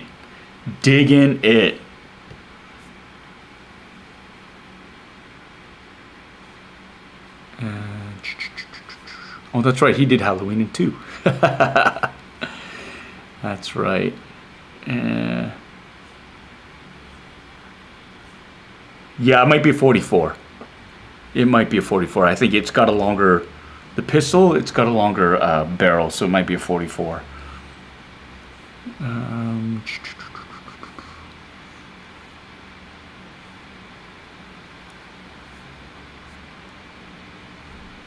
Right. Hey, Boba, look, he's got a flamethrower too. I've got a flamethrower. Yeah, but you never used it. You never used your flamethrower. I mean, not in the original trilogy. I don't remember. I had it though. Yeah, but why didn't you use it? Like you totally could have crisped Luke Skywalker on that skiff. Why didn't you use it? Because I don't need it to be the Jedi. You kind of did though. You kind of did. I have my rope that he cut through. I have my skills. The same skills that prevented you from being smashed into by accident and getting flown into the Sarlacc's maw. Shut your cake hole, fat boy.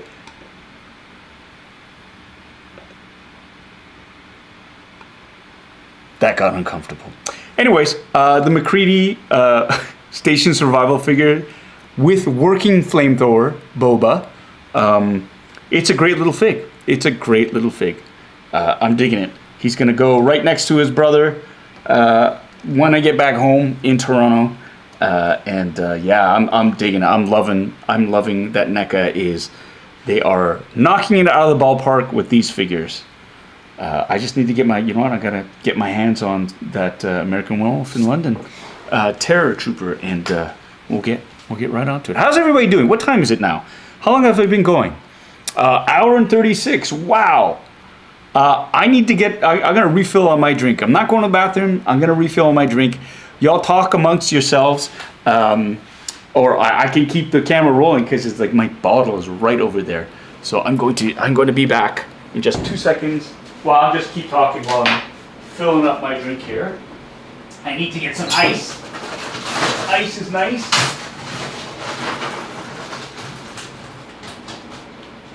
Here we go. All right.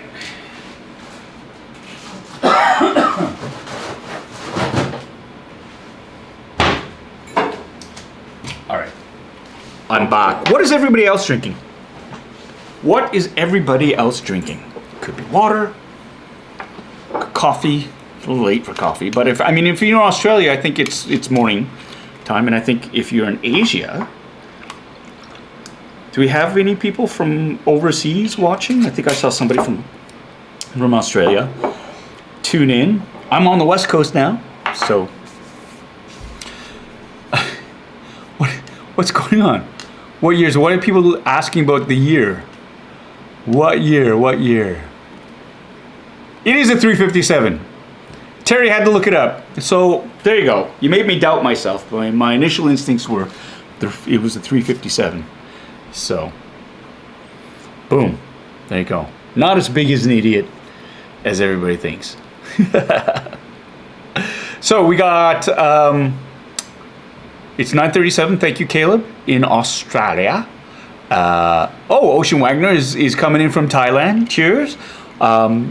Chris, Sean Chris Cole is drinking orange juice just before bed. Brandy Woods is drinking ginger ale. Rooster grew up in Hong Kong, but now in the States. Oh, okay.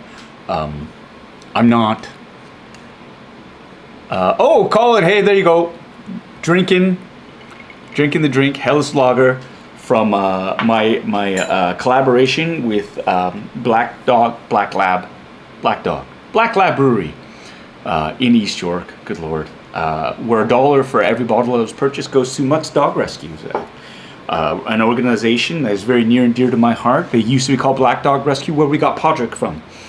Great group of people there, great cause. Again, if you're in the Toronto area, you can order the beer online. They'll deliver it to you. Snoopy, the Black Lab Brewery dog, whom the brewery is named after, he loves going on rides when they do the delivery. So you might get a chance to meet Snoopy. Fantastic. We also have here Johnny Walker Black 1/6 shooter is drinking in style.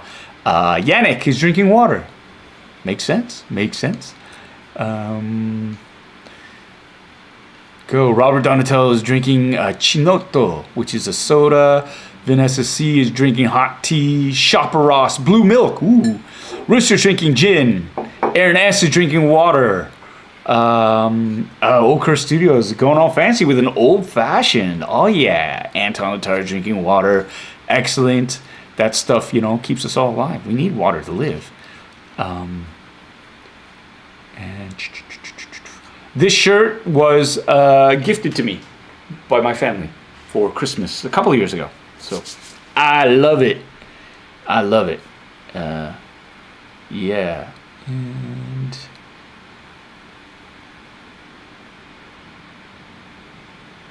there you go, Chris. Thanks for the Treehouse Collectibles recommendation. I did most of my holiday shopping. They said nothing but great things about you. Oh, that's nice of them.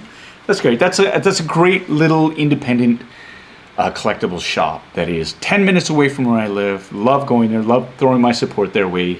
Fantastic people. Fantastic collection. Really high turnover. There's a lot of new stuff every week. I love the mentality there. They're open to negotiation, which is what I love. Nothing unreasonable, but they turn over the inventory because they know it's better for them to turn stuff over and to take a little less money than it is for something that they think is stubbornly, no, it's only worth this much. We're not selling it for any less, and it just sits and sits and sits. So I really like that, and they're very fantastic people at Treehouse Collectibles. That's right, it's Jameson's. I am drinking Jameson's. That is my drink on the road. My go-to. It started off when we were doing Kim's Convenience, the play, and we were on the road, and I was sharing dressing room with Andre Sills and Ince Choi, and we would all take turns. One of us would bring in a bottle, and once that bottle was done, somebody else's turn to bring in a bottle. And so we got to try a lot of really great drinks. And so, but for me, Jameson's has always been, it's affordable, it's lovely, and it's really low maintenance. So there we go. Here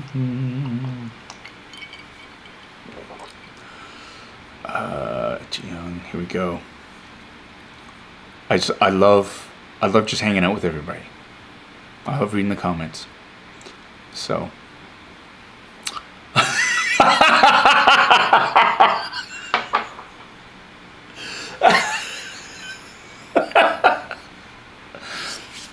That's fantastic. You cut me, Steve. You cut me deep. I'll be coming after you. Oh, that's the wrong camera. Oops, that's the other wrong camera. I'm a professional YouTuber. Hey, Captain Rex is drinking Kraken rum and cola. Lovely. This is great. This is great. Oh, Joe. Everybody piles on the Fett. Is it salty? It is indeed. It is indeed. Oh my God. I'm a professional YouTuber.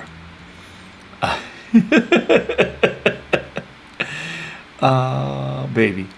Here we go. Have I? Oh, I've not. But I've tried Jameson's, not Black Label, but Black Barrel, which I'm very, very fond of. And if I can find it, I'll get another bottle here. It's great, but I've not tried Jameson's Orange. I am color me intrigued right now.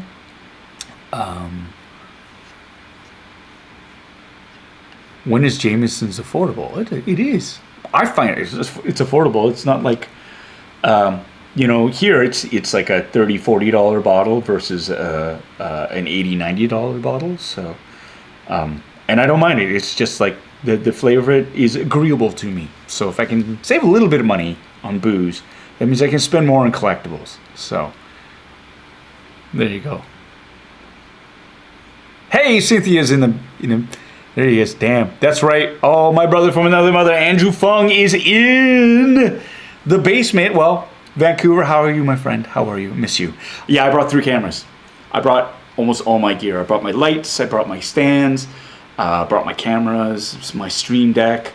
My other tripod. Yeah, just I'm gonna be here for 5 months, and this is. I love live streaming. I love being. With everybody in the Bitter Brigade here. So like I had to, when you're away from home, you want all the trappings of home. So like this was one suitcase for me. And in fact, one of the other purchases I have, I'm running this off of, at home I have an M1 Mac, mini Mac that is fantastic. Runs everything, not a problem. I've got a 2018 MacBook Pro. Is struggling. Like it's laggy. It's on its last legs. Can't do the things I want. So I actually went and I have an M1 MacBook Pro that I need to set up. But I have everything set up here. It's going to take me a while to port stuff over, and once that's ready, next week hopefully I'll be running it off of that new MacBook. So, but it's good to hear from you, and congratulations on all your success, everybody. Andrew Fung, let's raise your glasses to him. Run the Burbs. What a fantastic show. You've worked so hard. It is so funny. It is so full of heart. Congratulations. I'm so happy to see your success. Thanks for just dropping by in this channel really, really quick, my friend, my brother. I miss you. I miss your family. I can't wait to get back just so we can hang out and, just chat about your success. So cheers to you, my friend. Cheers. Oh, that's yummy. That's yummy. And Andrew Fung is a superstar. He is a superstar. Everybody, check it out. Run the Burbs on CBC Gem, CBC on Wednesday nights at 8:30. If you're not in Canada and you have VPN, you can watch his show. Just saying. Just saying. Yoko, don't get all Trandoshan on me. I'll let Boba Fett. How about I let Boba Fett discuss the lights? What lights? You're just being a big suck. You're being a big suck, Boba. You're being a big suck. Hurts, doesn't it? It hurts.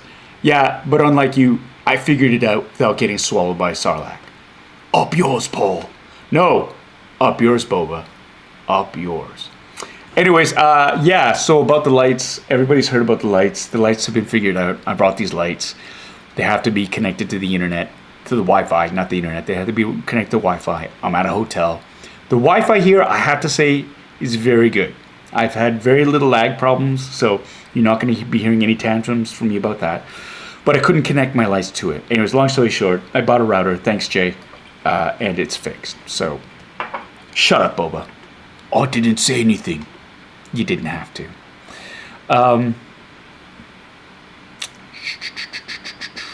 Let's go. Oh, here we go. Yes, it's a beast. That's why I got it. M1 chip, baby. M1 chip, baby! Damn, I miss you, man. I miss you.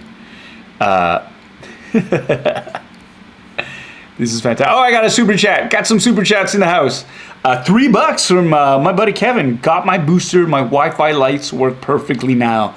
I think that's it. I think that might have been it. Because I got my booster a while ago and I just couldn't connect my lights to it. But now, you know, I think I got the proper update. So that's perfect. Thanks so much, Kev, for that super chat. We got another one from Captain Wrecked. $2. Congrats, Andrew Fung and Team Window Open. I am Team Window Open. Andrew Fung is Team Window Closed, and I just want to say he's getting his butt kicked on that. Now I'm not unreasonable. I'm not a monster. You can close the window, like once you're up in the air and there are clouds, there's nothing to see, and the sun is shining in, and people. I get it. But the windows have to be open for takeoff and for landing. And if you want to keep them open, you should be able to look at the scenery. What you can't do is just keep it shut all the way through. You're in a metal tube. For God's sakes, you can't do it. Anyways, I love everybody out there. If you're traveling, let us know on Instagram. Team Window Open versus Team Window Closed. And you tell us. You tell us what you prefer. Thank you, Rooster. You got another. I got $20 super chat. Thank you so much. Spend all the monies. Thank you very much. Thank you so much for that. I really appreciate that. And again, I apologize for not getting to those, to showing off those lovely stamps that you sent me. I will keep them forever. And I really appreciated that. Thank you so much. Great things. What happened? Oh yeah, team.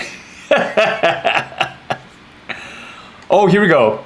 And this is from a pilot. Andrew Fung, I'm totally Team Window Open, but I'm doing instrument flying and am forced to be window closed, LOL. Bitter Asian Dude Inc., I am Team Window Open always. You hear that? He's forced to close the windows. That's the only time anybody closes it, really, like a non-psychopathic person, is that. Love you, brother. Oh, here we go. Robert, super chat, $20. Thank you so much. Great episode. I think you're talking about Andrew's show. I think you are. Or if you're talking about this show. Either way, it's a huge compliment. Thank you, Robert. And yeah, Andrew again, loving it. Loving Run Bird. I love the people you've cast in the show. The writing's been great. The performances have been stellar. I'm excited. I'm really excited. And you deserve it. You deserve all of those things. You work so hard.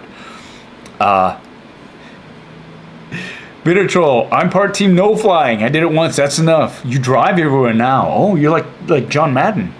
John Madden hated flying, so he went everywhere in a bus. And his buses were super comfy.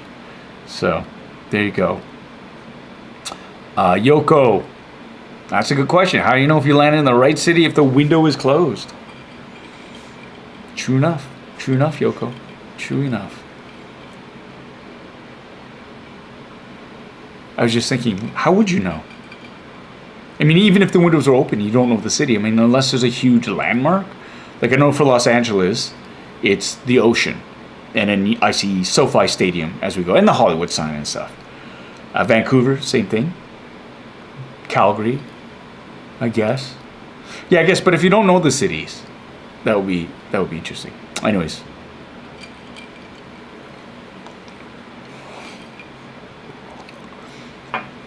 That's right, Kevin. Window Open gang. And if you know what's good for you, you join us. I think you're already part of us. There we go.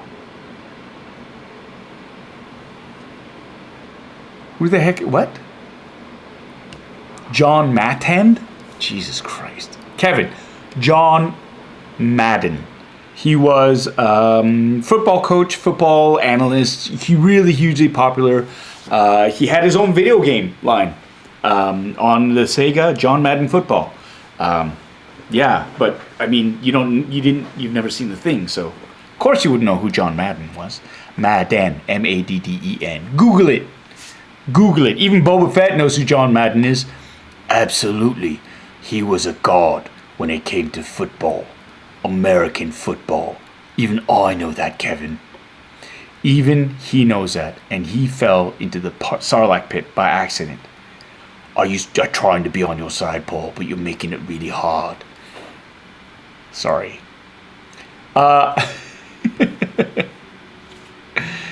He's a famous sports guy. He is, and he just recently did pass away. So there you go. He was big on the foosball. He did the foosball. Okay, let's get on. Let's move on. Because I'm getting drunker, and this is we're getting started. So next up, I have these I saw when I was at Toy Traders back in November, and I wanted them all, and I didn't have room for them, quite literally, but I knew I was coming back, and I knew that when I came back, I was gonna get these. So these are WETA Workshop. WETA, again, if you know little movies called like Lord of the Rings, The Hobbit, that's, I believe, the workshop that did all the creature effects. And they have their own line of toys called Mini Epics. This is their Alien line. And they have right now, like there's one thing that I'm missing, and that is, like, if you look at the back of the box, here you go. They have the Xenomorph #1, Facehugger #3, which I have. And this is the Ripley one, which is #4, which is not, focus, come on. #4, look at that sculpt. And that's the only weird thing I find about these mini epics. The numbering system is weird, because where's #2? Where is #2? They have #4, but there's #2. So it goes 1, 3, 4. And with the Ghostbusters, it's kind of the same thing. So Alien is probably one of my most favorite movies. Again, as well, from the 70s. So what a franchise. I grabbed these two right away. I think you saw the price tag for them. They were $35 Canadian. And so, yeah, let's open these suckers up. But first of all, let's look at the box. Mini Epics, WETA Workshop, age 14 plus. If you're younger than that, you are boned. This is the Alien Facehugger. I have not seen the Xenomorph yet. Matthew, hint, hint, nudge, nudge. If you get them, I will get them. I'm going to go back to Toy Traders because I need to stock up, but these are great. They got the prerequisite warning, choking hazard, don't swallow these. 20th Century Fox, just the different warnings, but this is basically the box right there. And look at this. I love this style of art. So much fun. Like, look at that. It's just that it's very contemporary. This is a style. A lot of kids are drawing this way. A lot of artists are doing this too. Very modern, and this is what I love. This is something definitely from the 70s that is being reborn again. So let's open this up. Yoink. Ooh, look at that. Even the flaps. Even the flaps have artwork on them. And it's, again, it is a oh, look at that. It is a continuation of that's clever. Look at that. Look at that. That's beautiful. I love this. So right off the bat, when you open it up, you get a mini, you get an insert, Alien. It's an ad. You got Ripley, #4. Collect them all. I will. And here's a website there. Get your mini epics at this site. Oh, it's a lot. This is a bit about the team, the artists. Fantastic. I love this. When you give the artists a credit, they get a chance to get their faces known and their names. Mauro and Jorgelina are pretty much a package deal. The talented twosome first rocketed up the workshop in 2011. Sleeves rolled, ready to make cool stuff for films such as The Hobbit, Elysium, and Warcraft. They worked in many of our creative departments, props, paint, and 3D amongst them, but these days can be found having a blast with our collectibles crew as they bring out our rapidly growing Mini Epics family to life. When they're not on the tools, Jorgelina and Mauro watch movies, lots of them, and get creative with their own mixed media projects. This is fantastic. This is great. This is great. I love these two. I love them already. I love them already. And look, you've got the Xenomorph, which I don't have yet, the Facehugger, which I will be getting, and Alan Ripley. But it goes 1, 3, 4. It's like Monty Python. 1, 3, 5. And ooh, here is. There you go. There's a whole whack of them. This is like starting from Lord of the Rings, right? All the way down. Battle Angel, Alita, District 9, Planet of the Apes. They have them all. Good Lord. Must get more mini epics. Here we go. We got Apex Legends, Lord of the Rings, Borderlands. This is the Ghostbusters stuff. I'm all in on Ghostbusters. I have most of these. I'm saving them for next week. They've got a Predator, Hobbit, and of course, good Lord. Okay, I'm in. I'm in. I am in. I love this. Love it. Love it, love it, love it. Here we go. I get the impression that Paul and I have another thing in common. We buy more toys the drunker we get. Hear that, toy companies? I accept whiskey and Pinot Noir. Ooh, I love Pinot Noir. Yes, Terry. Yes. See, here's the thing. This is what I was saying before. You know when you connect with people and you like meet them, you're like, we're brothers. We're brothers. With Andrew, same thing. When I first met him, I knew this is a dude after my own heart. Terry, same thing, my friend. Same thing. We haven't met in person. I'm really, really hoping we do fairly soon. When we do, it will be a celebration. It will be a celebration. Kindred spirits, my friend. Okay, let's open this up. Oh my god. Oh my god. Here we go. Here we go. So this is fancy. It's an acrylic base in a resealable Ziploc bag. That's fancy. None of this like Scotch tape, like a plastic bag of Scotch tape. This is a resealable. This is high end, folks. Oh. I don't know. Is this on? Is this working? Good night, Rooster. I'm sorry. It's not your, no, it's I'm back. Okay.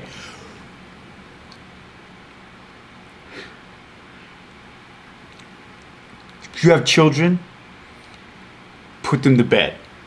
If you are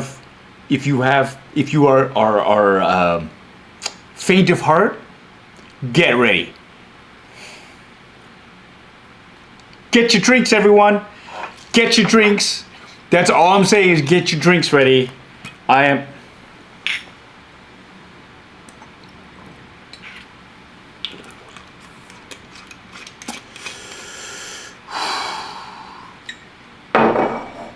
Here we go, everybody. Get ready. Remember, the stream is not for children. If this is being broadcast in public, if you're in a store, turn down the volume. If you have children, put them to bed. If you are faint of heart, cover your ears. Ready? You have been warned. 3, 2, 1. Fuck, shit, damn, fuck, ass, hell. What the fucking fuck, shit? Crud, motherfucking, cock jamming, moose fucking, ass wiping, shit burging, piece of crap, fucking Wi-Fi, asshole, dick smack, cum gargler. What the fuck? Dick smack. I turned, oh my god. Why is my phone on? My phone is all coming out. This sounds terrible. Oh my god. Why is my phone? My phone is on. I'm going to stop that right now. So, here we go. Take a drink. Finish your drink. I don't know what happened. No, I know what happened. For whatever reason, you remember my lights? How I was talking about I needed to connect them to the Wi-Fi and the hotel couldn't connect to the Wi-Fi hotel. So I had to go and buy a router, and I created a router. I created another network, and I connected my lights to the network. It's not connected to the internet. It's not connected to the internet, but it's there. And for whatever reason, it switched, my computer switched to that fucking network. And that's why. That is why. And it took me a while. I was like, what the fuck is going on? I don't know. What the fuck? Boba.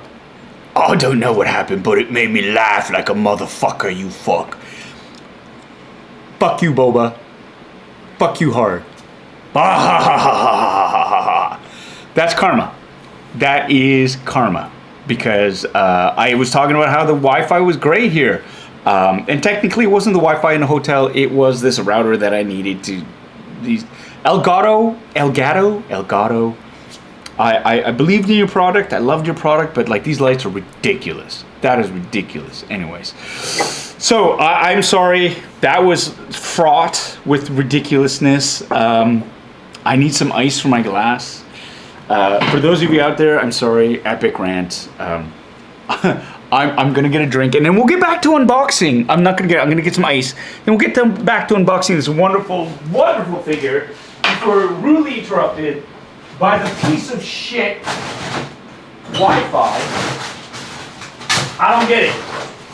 I don't know. You know, it's like the universe has a way of making you humble. And that's why I never try to get too high on myself. Don't try to get too high, don't try to get too low. It's one of those things. And you know what? Hey, you know what, Boba? Boba, maybe, original trilogy Boba, maybe I've been too hard on you. Yeah, you have been hard on me. It's been very, very difficult. I understand. It's not your fault. You have cool armor. Everybody thought you were kick-ass. And, you know, this is what happened. In the script, it wasn't your fault you were made out to be a lame ass. Really? I mean, you're just following the script. I don't like where this is going. You shouldn't. But the thing is, you know, I have that perspective now and I understand. Nothing can be easy. Yeah. And it's not your fault. It's not your fault. Pulling a Goodwill Hunting is not your fault. That you fell into the Sarlacc pit because you got knocked into there by a blind Han Solo by accident. Fuck you, Paul. I'll take that. I'll take that every day and Sunday. Thank you. All right, so we're going to keep going. For those of you who are left, I lost half the viewers, but that's fine. All you hardcores out there, thank you so much. I apologize for that. I have no idea why that happened. Oh, look at that. See, look, Captain Wrecked. $5. I love these streams. Even when it goes wrong, it's still fun, I think. I don't know if I'm going to remember this weekend after tonight's game. Which game are you watching? Are you watching NFL? Are you watching the NFL? Because Patriots are out. Looks like Belichick kind of needed Brady. Maybe it was Brady all along. I know the Bucks have gone through. And I think if people are following sports ball, we got the Buccaneers. Yeah, the Buccaneers. And, ooh, look at that. 49ers beat the #1 seed, bad Dallas Cowboys. I'm sorry. I've never liked the Cowboys. I know it's America's team, but I've never liked the Cowboys. Always been a 49ers fan since Joe Montana. I'll stop talking sports ball. So here we go. Before we were rudely interrupted by my stupid computer going to the thing. We had, look at this sculpt. And I was saying, this is premium, baby. Premium acrylic case. And you know that because it came in a Ziploc bag and not a bag with some tape on it. So there you go. Wow. This is even better up close. It's got the twist tie on the back. My nemesis. I think I might invest. Amazon to the rescue. Let's get some, oh my God, some ties here. Because I used to just clip, clip, clip, boom. But these are the stiff ones. These are the hard ones to get out. Here we go. And we got a super chat. Well, I'm working on this. Thank you. Oh my God, my friend Captain Wrecked. Dude, brother, thank you so much. I won't remember thanks to the drinking game. Yeah. Yeah, baby. Here we go. So we're going to undo this. I love you diehards who stuck around even though it was stupid. My stream stupidly ended. Here we go. Oh, look at that. Look at that. Look at the detail on that. From the face hugger sculpted, and it's a soft plastic that is bendable. Poor Kane. Oh, you can see his face. You can see the look of terror on his face, the open-mouthed horror. Look at that detail. Love it. I love the old school Nostromo space outfits. Like, I love that. Like, look at that. This is from the 70s, but it is so, I mean, late 70s, really. I mean, let's not, like, I'm not going to freak everybody out, but this is late 70s. This is like somebody who born in 1999 calling, saying, oh, I was a kid of the 90s. It's like, yeah, you know, we'll grant you a spot on the council, but you do not have the level of master. You're not a master Jedi. It's kind of like that. But look at that. This is a must-have. This is a must-have. Look at that. Right from the shoulder bells, the helmet design is spectacular. Look at that. And even the boot treads. Like, I love that. Butt shot. Sorry, Kane. But oh my God, I'm drunk. This is, look at that. They just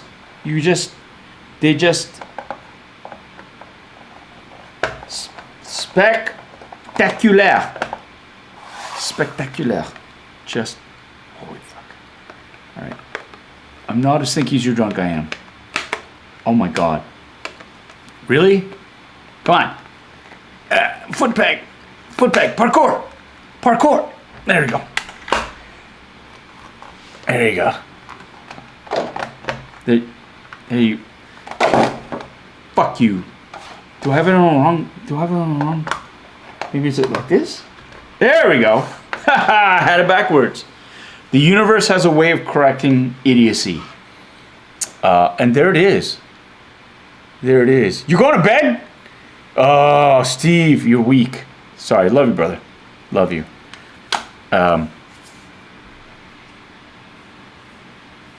There we go. This is a spectacular. I love this sculpt. This is like, honestly, mini epics are the new Funko. Way better details. Look at that. I like the sculpts, the artistry, better than Funko's. Same size. I mean, they're more expensive though. I mean, I will give Funko this. They are eminently affordable, but this was only $35. This is only $35. I would pay more than that. I would have paid more than that for this. $40 easy. Just because of the detail you get. I love the stylized version of it. It's of a franchise that I love. It's dynamic. And yeah, $35. $34.99 Canadian at Toy Traders. This is an exciting new series for me. I know I'd happily give up my Funkos to get this. Because Funkos are fun, but I mean, they've got that look to them, which is just very generic. I hate to say it. It's generic. One shape head, and you see hints of certain figures, but this is so specifically detailed. Look at that. Yeah, man. And it's only like $15 more than a Funko would be. So, there you go. We got... Jack up the price. They won't jack up the price. Yeah. 35 Canadian, 76 cents US. Let's not get that bad. It's about $2. $2 US. Right there. Val A saying, if I go to Toy Traders and they are out, I'm going to be unhappy. They won't. I mean, that's the thing. That's the lovely thing about Toy Traders. If they are out of stock, they will get more, and very quickly. They're great about that. Oh my God, here we go. Ocean Wagner has come back. Thanks for coming back, buddy. It's a stupid router problem. I should unplug that router so my computer. I don't know why it switched from the hotel Wi-Fi to the non-internet Wi-Fi in the middle of a stream, but it's done. What did you miss? You missed a lot of just really profanity. Profanity. That's it. Okay, so we've got, so here's Kane. You missed Kane unboxing. Look at that. Fucking beautiful. And then, yeah, it was on my end, Rooster. I'm sorry. My computer went over to stupid mode and went, so it was on mine. So we did that, and then we have now, oh, here we go. This Ripley version. Ripley. This for me. Look at it. That's beautiful. Now, my wife Anna did a cosplay of this last Halloween. She got the jumpsuit. We got the patches. I 3D printed, tried the 3D, like the flamethrower, but didn't get it finished in time. But that's the one thing. So let's open up Ripley. And again, look at this spectacular box art. Look at that. Right? $34.95 Canadian, $2 American. And what I love is she's got Jonesy. Jonesy, the stupid cat, is there. Right? Let's open her up.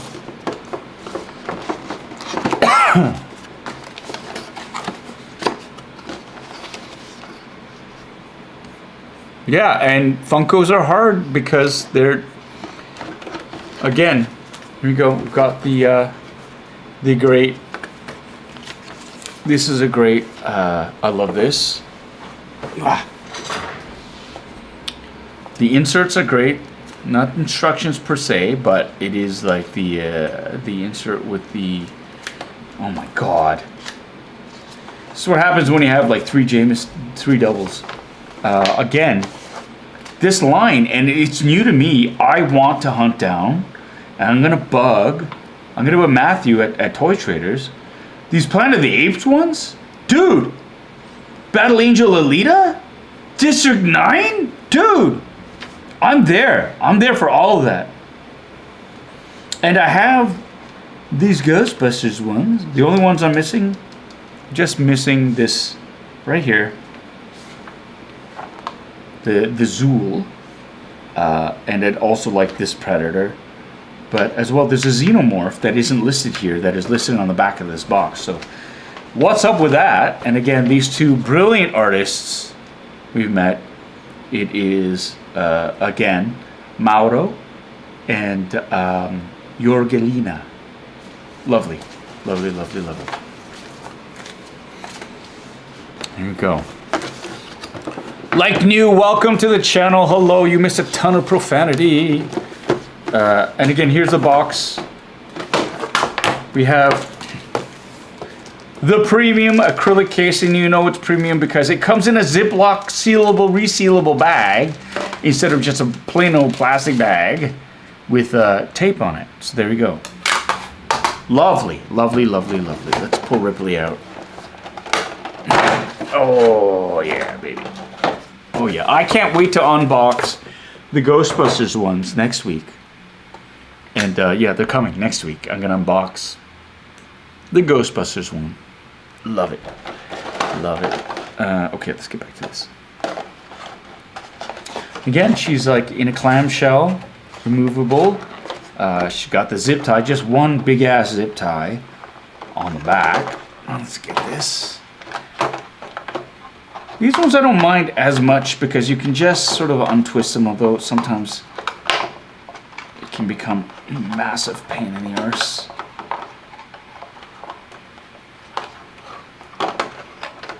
And this is where I miss having my clippers, because I already just cut through this. Oh, jeez.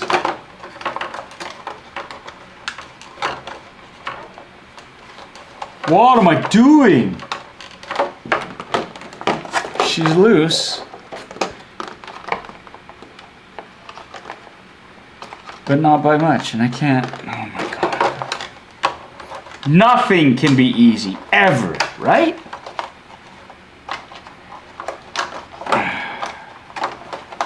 There we go. There we go.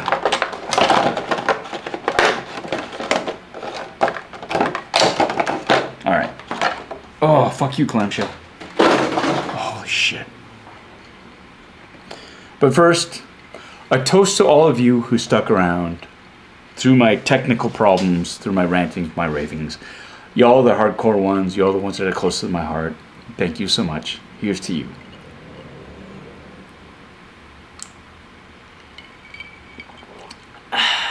And here's to you, Boba, for taking the brunt of my attacks. It takes a big man to be able to withstand all that. Are you crying under that helmet? No, I think he is. I'm not. Those are tears of joy. Maybe I have been too hard on you, Boba. I think you have. Then again, you did get knocked into the Sarlacc pit by accident, thus becoming the fallingest Fett of all time.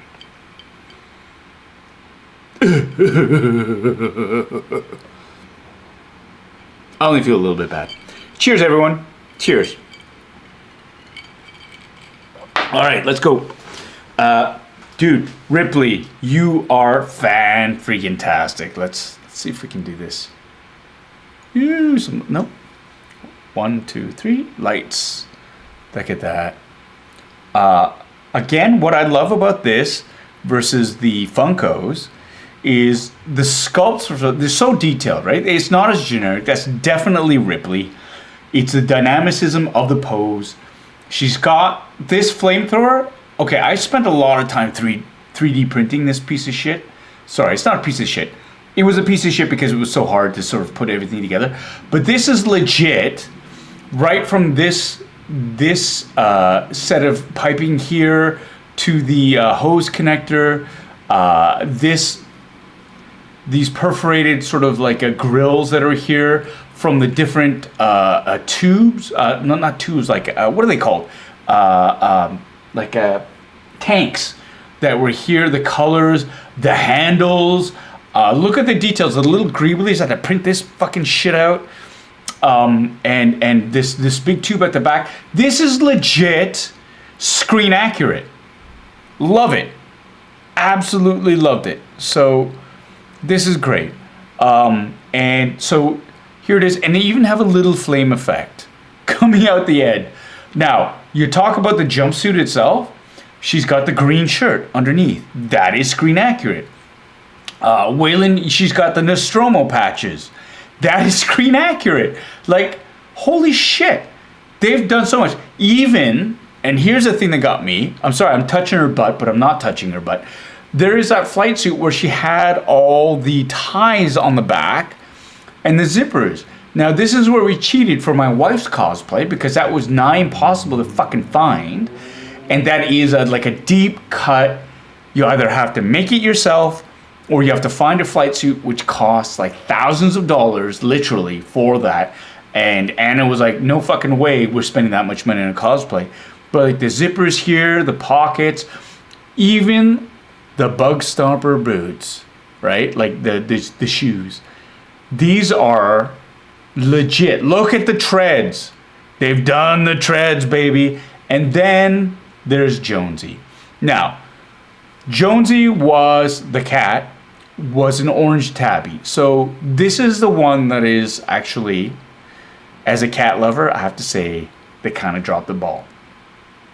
Where are the stripes? Where are the Garfield stripes? Jonesy didn't look like a psychopathic asshole. This cat kind of does. I get the stylized version of it, but when you have Ripley looking, I mean, look at that. That's Sigourney Weaver. Like a caricaturized version of Sigourney Weaver. Jonesy's like was not like this feral fucking asshole. Like, I get it, it's a cat that's unhappy with the alien, but as a cat lover, yeah, man, come on, make him look less fucking crazy. And that's the thing. There are no stripes. He looks like Mr. Bigglesworth from Austin Powers. Is all I'm saying. But that's the thing. It's like the Jonesy's gotta be. If you're gonna do all this, right? Do that. It's such a little thing. As a cat lover, that's all I'm saying, baby. That's all I'm saying. So she got the peg holes. Let's see. Oh, for fuck's sakes, Paul. Yeah, baby. Yeah. That's what I'm talking about. Beautiful. Beautiful. So there we go. And yeah, you know, here we go. Captain Wreck, you are in the military. You are a pilot, my friend. You're in the aviation industry. Flight suits like that stopped being in use in the 80s. And like a lot of things in the 80s, only cosplayers use them. Any of the surplus stuff is in the States. But if people know what it is, they fucking scoop it up. And there's no way you're going to get it. So unless and the price is jacked up. So there you go. So we have Ripley. Badass Ripley from Alien. And she's got the flamethrower. That's 2 characters with flamethrowers that works. Boba. Really? They got flamethrowers. Didn't you have a flamethrower? Like I said, I was saving it for another time. Yeah, I think you're saving for Christmas that never came. Like, honestly, yeah, I got you out of the Sarlacc pit, but really, it was somebody else who helped you out. Shut up, Paul. You're not the boss of me. I'm not saying I'm the boss of you. I'm just saying you had a flamethrower and you didn't use it, dude. Weird. Kind of like that jetpack. That jetpack, you could have been using more. And that rocket, you could have blown that whole skiff up. And you didn't. It's just weird. Shut up.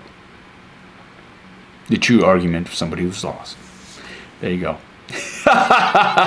Ocean Wagner is asking a question here. I think I've seen it a couple times.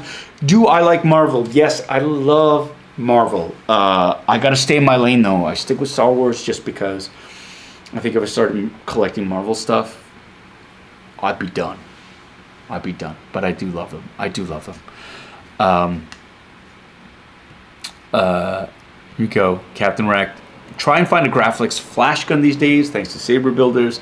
LOL, they're insane or actual photographers to try and get. And there is that thing, like, for those of you who don't know, take a drink. Oh my god, I'm slurring. Luke Skywalker's, the hilt for his lightsaber is a Graflex flash handle. It's a vintage camera handle from way back when. And basically what happened was they took it and they co-opted it and they redesigned it to be Luke Skywalker's the hilt for lightsaber. In fact, a bunch of the lightsabers were Graflex flash handles. There is that weird subsect where something that is an antique that has been taken over and basically destroyed to be turned into a prop. There's a group of people like, they're antiques. Don't turn them into lightsabers. You can reproduce these things now, just like they should be. They belong in a museum. They should be like the flash handles. Same thing with the M38, M39 tank scopes from World War II. People are using them to build E11 blasters that are screen accurate because that is what they use for the scope on those blasters. And it's that whole, if we can reproduce them now and not destroy actual historical artifacts, I'm cool with that. I don't need to have an actual M38 tank scope on my pretend blaster.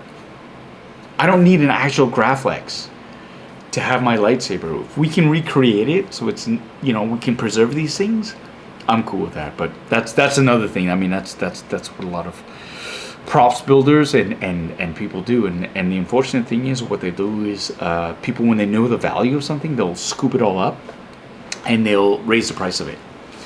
A lot of Greeblies from Ghostbusters from the Proton Packs.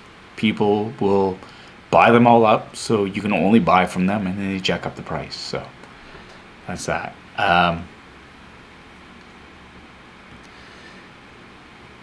Did I collect Star Wars pieces for Master Replicas? I did not. Because back in those days, I didn't have enough money. A true fact. And it was like stuff that I wanted to have, but I just couldn't afford. And so I hear a lot of people when they say, oh, hot toys or these things that you buy, I really want to get them, I can't afford them. I hear you. I hear you so hard, because I was there. But, you know, it is one of those things where I've worked very, very hard in my career, and it is a luxury. I will admit, it is a luxury, but I've also worked very hard for it. And I've been able to obtain these pieces through my hard work. So, the only thing I can say is, yeah, just keep at it. Keep at it. Keep grinding it out. Keep working it out. And one day you will be able to get these things. So I'm turning 50 this year. Can you believe? I'm turning 50. So missed out on a lot of master replicas, but there are a lot of companies that pick up the slack. When master replicas went bankrupt, all these other companies bought the licenses. So I can get stuff that's close to, and again, these collectibles that are more valuable, and this is a conundrum in the collectible world. I only get them because I want them for myself, but I don't care about reselling them. That's not my goal in mind.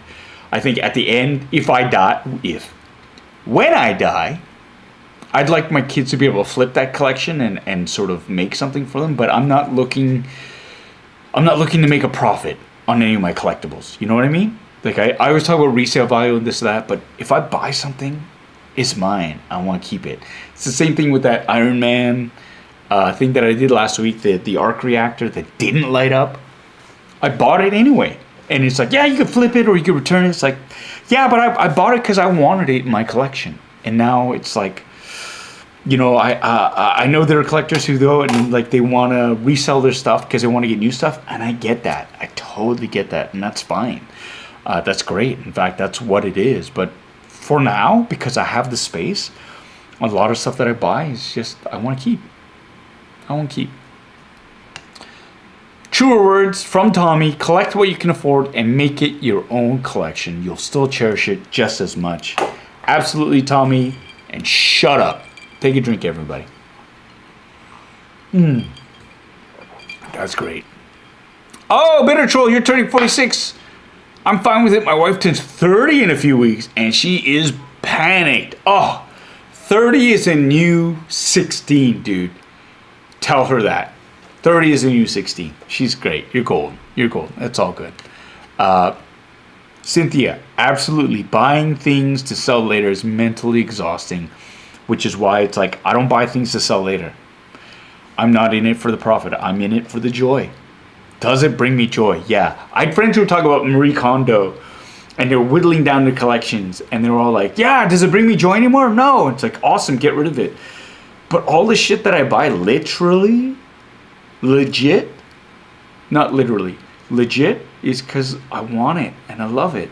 And that's why I collect. It's one of those, and I am very fortunate that I can afford these things. But again, it's like I've worked my ass off. For them. So it's like that whole, when I say nothing can be easy, it's not like nothing was ever been really handed to me. I've had to earn it. So, and that's why I feel so confident that everybody out there, burgeoning collectors, people who tune in, if you want it, yeah, you can earn it. You'll earn it. You'll get it. And it took me a while. It's not like it's never overnight. It took me like 25, 30 years.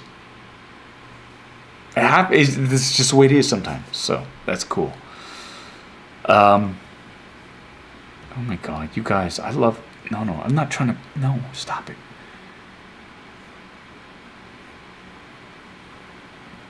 Northern Nerdcast is in the basement. Well, in the house. Love it. I've whittled down my video game collection from thousands to hundreds. Had seller's remorse for a bit now, but not so much. Only have what I'll play now. Yeah. And that's the thing. As a collector, too, it's like... all the stuff you have, like I have at home more than 13 unboxed Hot Toys. They're unboxed. I was saving them to unbox on this channel. I've literally, now I'm in Vancouver. There's 13 at home. I'm getting more here.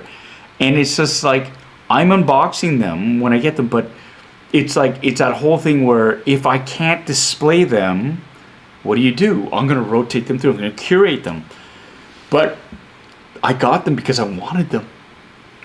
Because I have a plan for them. So I think it's going to work out. I'm rambling. Oh my God. Yeah. Good words. Good words of advice. As much as I'd love a wall full of thousands of dollars of lightsabers, I'll stick to saving for what I want and not bankrupting myself.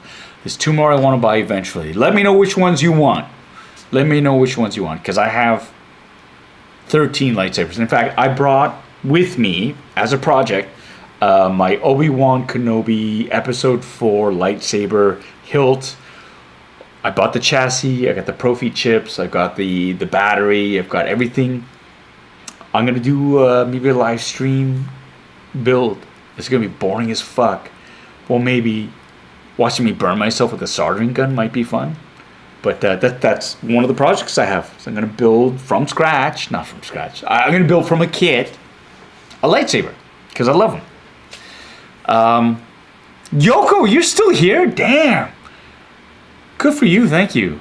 You don't have any yet, but they're coming. What don't you have yet? What don't you have yet? Yoko. What don't you have? I'm looking at this. I'm looking for this. Oh, you're getting rid of your stuff for Hot Toys. Oh, Yoko. I love you so much.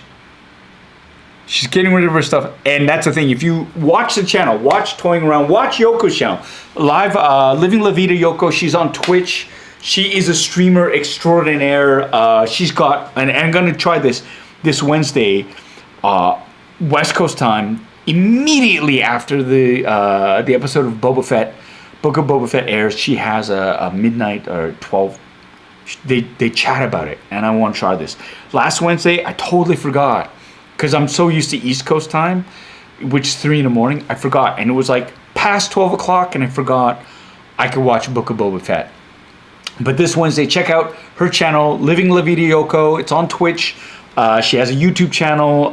She's fantastic. Anybody who's watched any of the stuff with Kevin's show, she's fantastic. Tune in. I'm going to try to join you this Wednesday, Yoko. Thank you so much. And Hot Toys, yeah. Fuck. Slippery slope. Somebody with a huge dick just drove by. I'm sorry, that's where I don't know if you heard it, but it's like,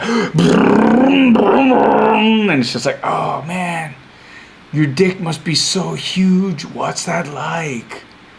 Anyways, Midnight 30 Crew, that's what it's called. Check it out. Yoko's channel. What I love about the last during the pandemic is I got to meet somebody as cool as Yoko. And of course, oh my God, Kevin's still here. I'm shocked. Thank you, my friend. I thought you totally checked out. You were still here. And again, Kevin, he is. What I love about Kevin is his heart too. He's fantastic. And to finish the hat trick would be if Ernie was around. I don't think he is. I love him, but I think I haven't heard from him. He probably checked out when there were technical difficulties. But literally, I've not laughed so hard when he mentioned Fett Chonies and his new like Boba bound is him in fucking Fett Gitch with the prison pouch, getting all buttered up from Kevin, screaming at me during celebration, Paul! I think I died several times. And again, Kevin's toying around. I'm going to pimp it out. Thursday nights, he's got his unboxing nights with fantastic guests. And then Friday, Book of Boba Fett, Book of Boba Tea. We're going to recount those episodes. So here we go. Oh, it is. Oh, I love this. It is a Fett-ish. Slippery. Hey, Boba, how do you feel about being objectified? I'm okay with it. Do you know what objectified means? Is it something cool? Well, it's better than getting accidentally knocked into the Sarlacc pit. Fuck you, Paul. Yeah. Fallen Fett, yes. And I will agree with this. Aaron, if you're watching, Fallen Fett is a fantastic addition to the recaps. I love Ernie. Again, he's one of those kindred spirits, and I love that we can just hack on him the whole time because he loves Boba Fett, and it's so much fun to make fun of him for that. But it's all done with love, so it's all good. In any case, I got my drink. Everybody, we got 54 viewers. It is 6:48 Pacific, which means it's 9:48, almost 10 o'clock. I've unboxed everything that I need to unbox. I want to say thank you to everybody who's joined on, everybody who stuck through. Thank you so much. Check out the channel. I did post my first mukbang video for the members first. I think tomorrow I'm going to post it for everybody else to see. Check it out. For you members, let's get it together. Let's do that Zoom chat where we eat a meal together. I think that'll be a lot of fun.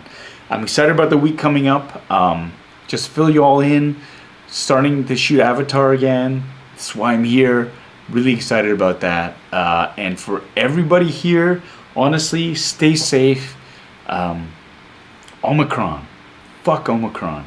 But it's going to burn itself out. So in the meantime, stay safe.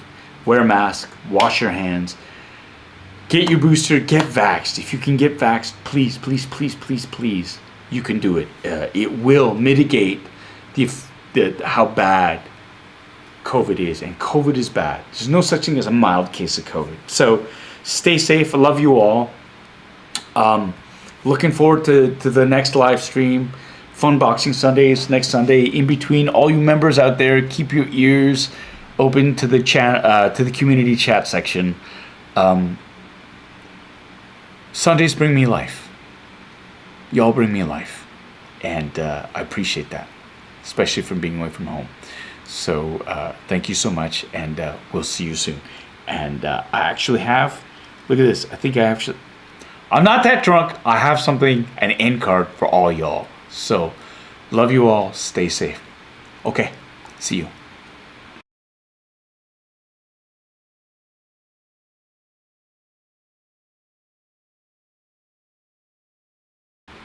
I didn't get a chance to say goodbye. I've got an airing of the grievances. First of all, it wasn't my fault I got knocked into the Sarlacc pit. It was bad luck. That's all I'm saying. And anyone who can fight in the underwear is okay by me. That's it. That's all I have to say. Oh, Boba, you try so hard. Good night, everybody. Good night. Say good night, Boba. Good night, Boba.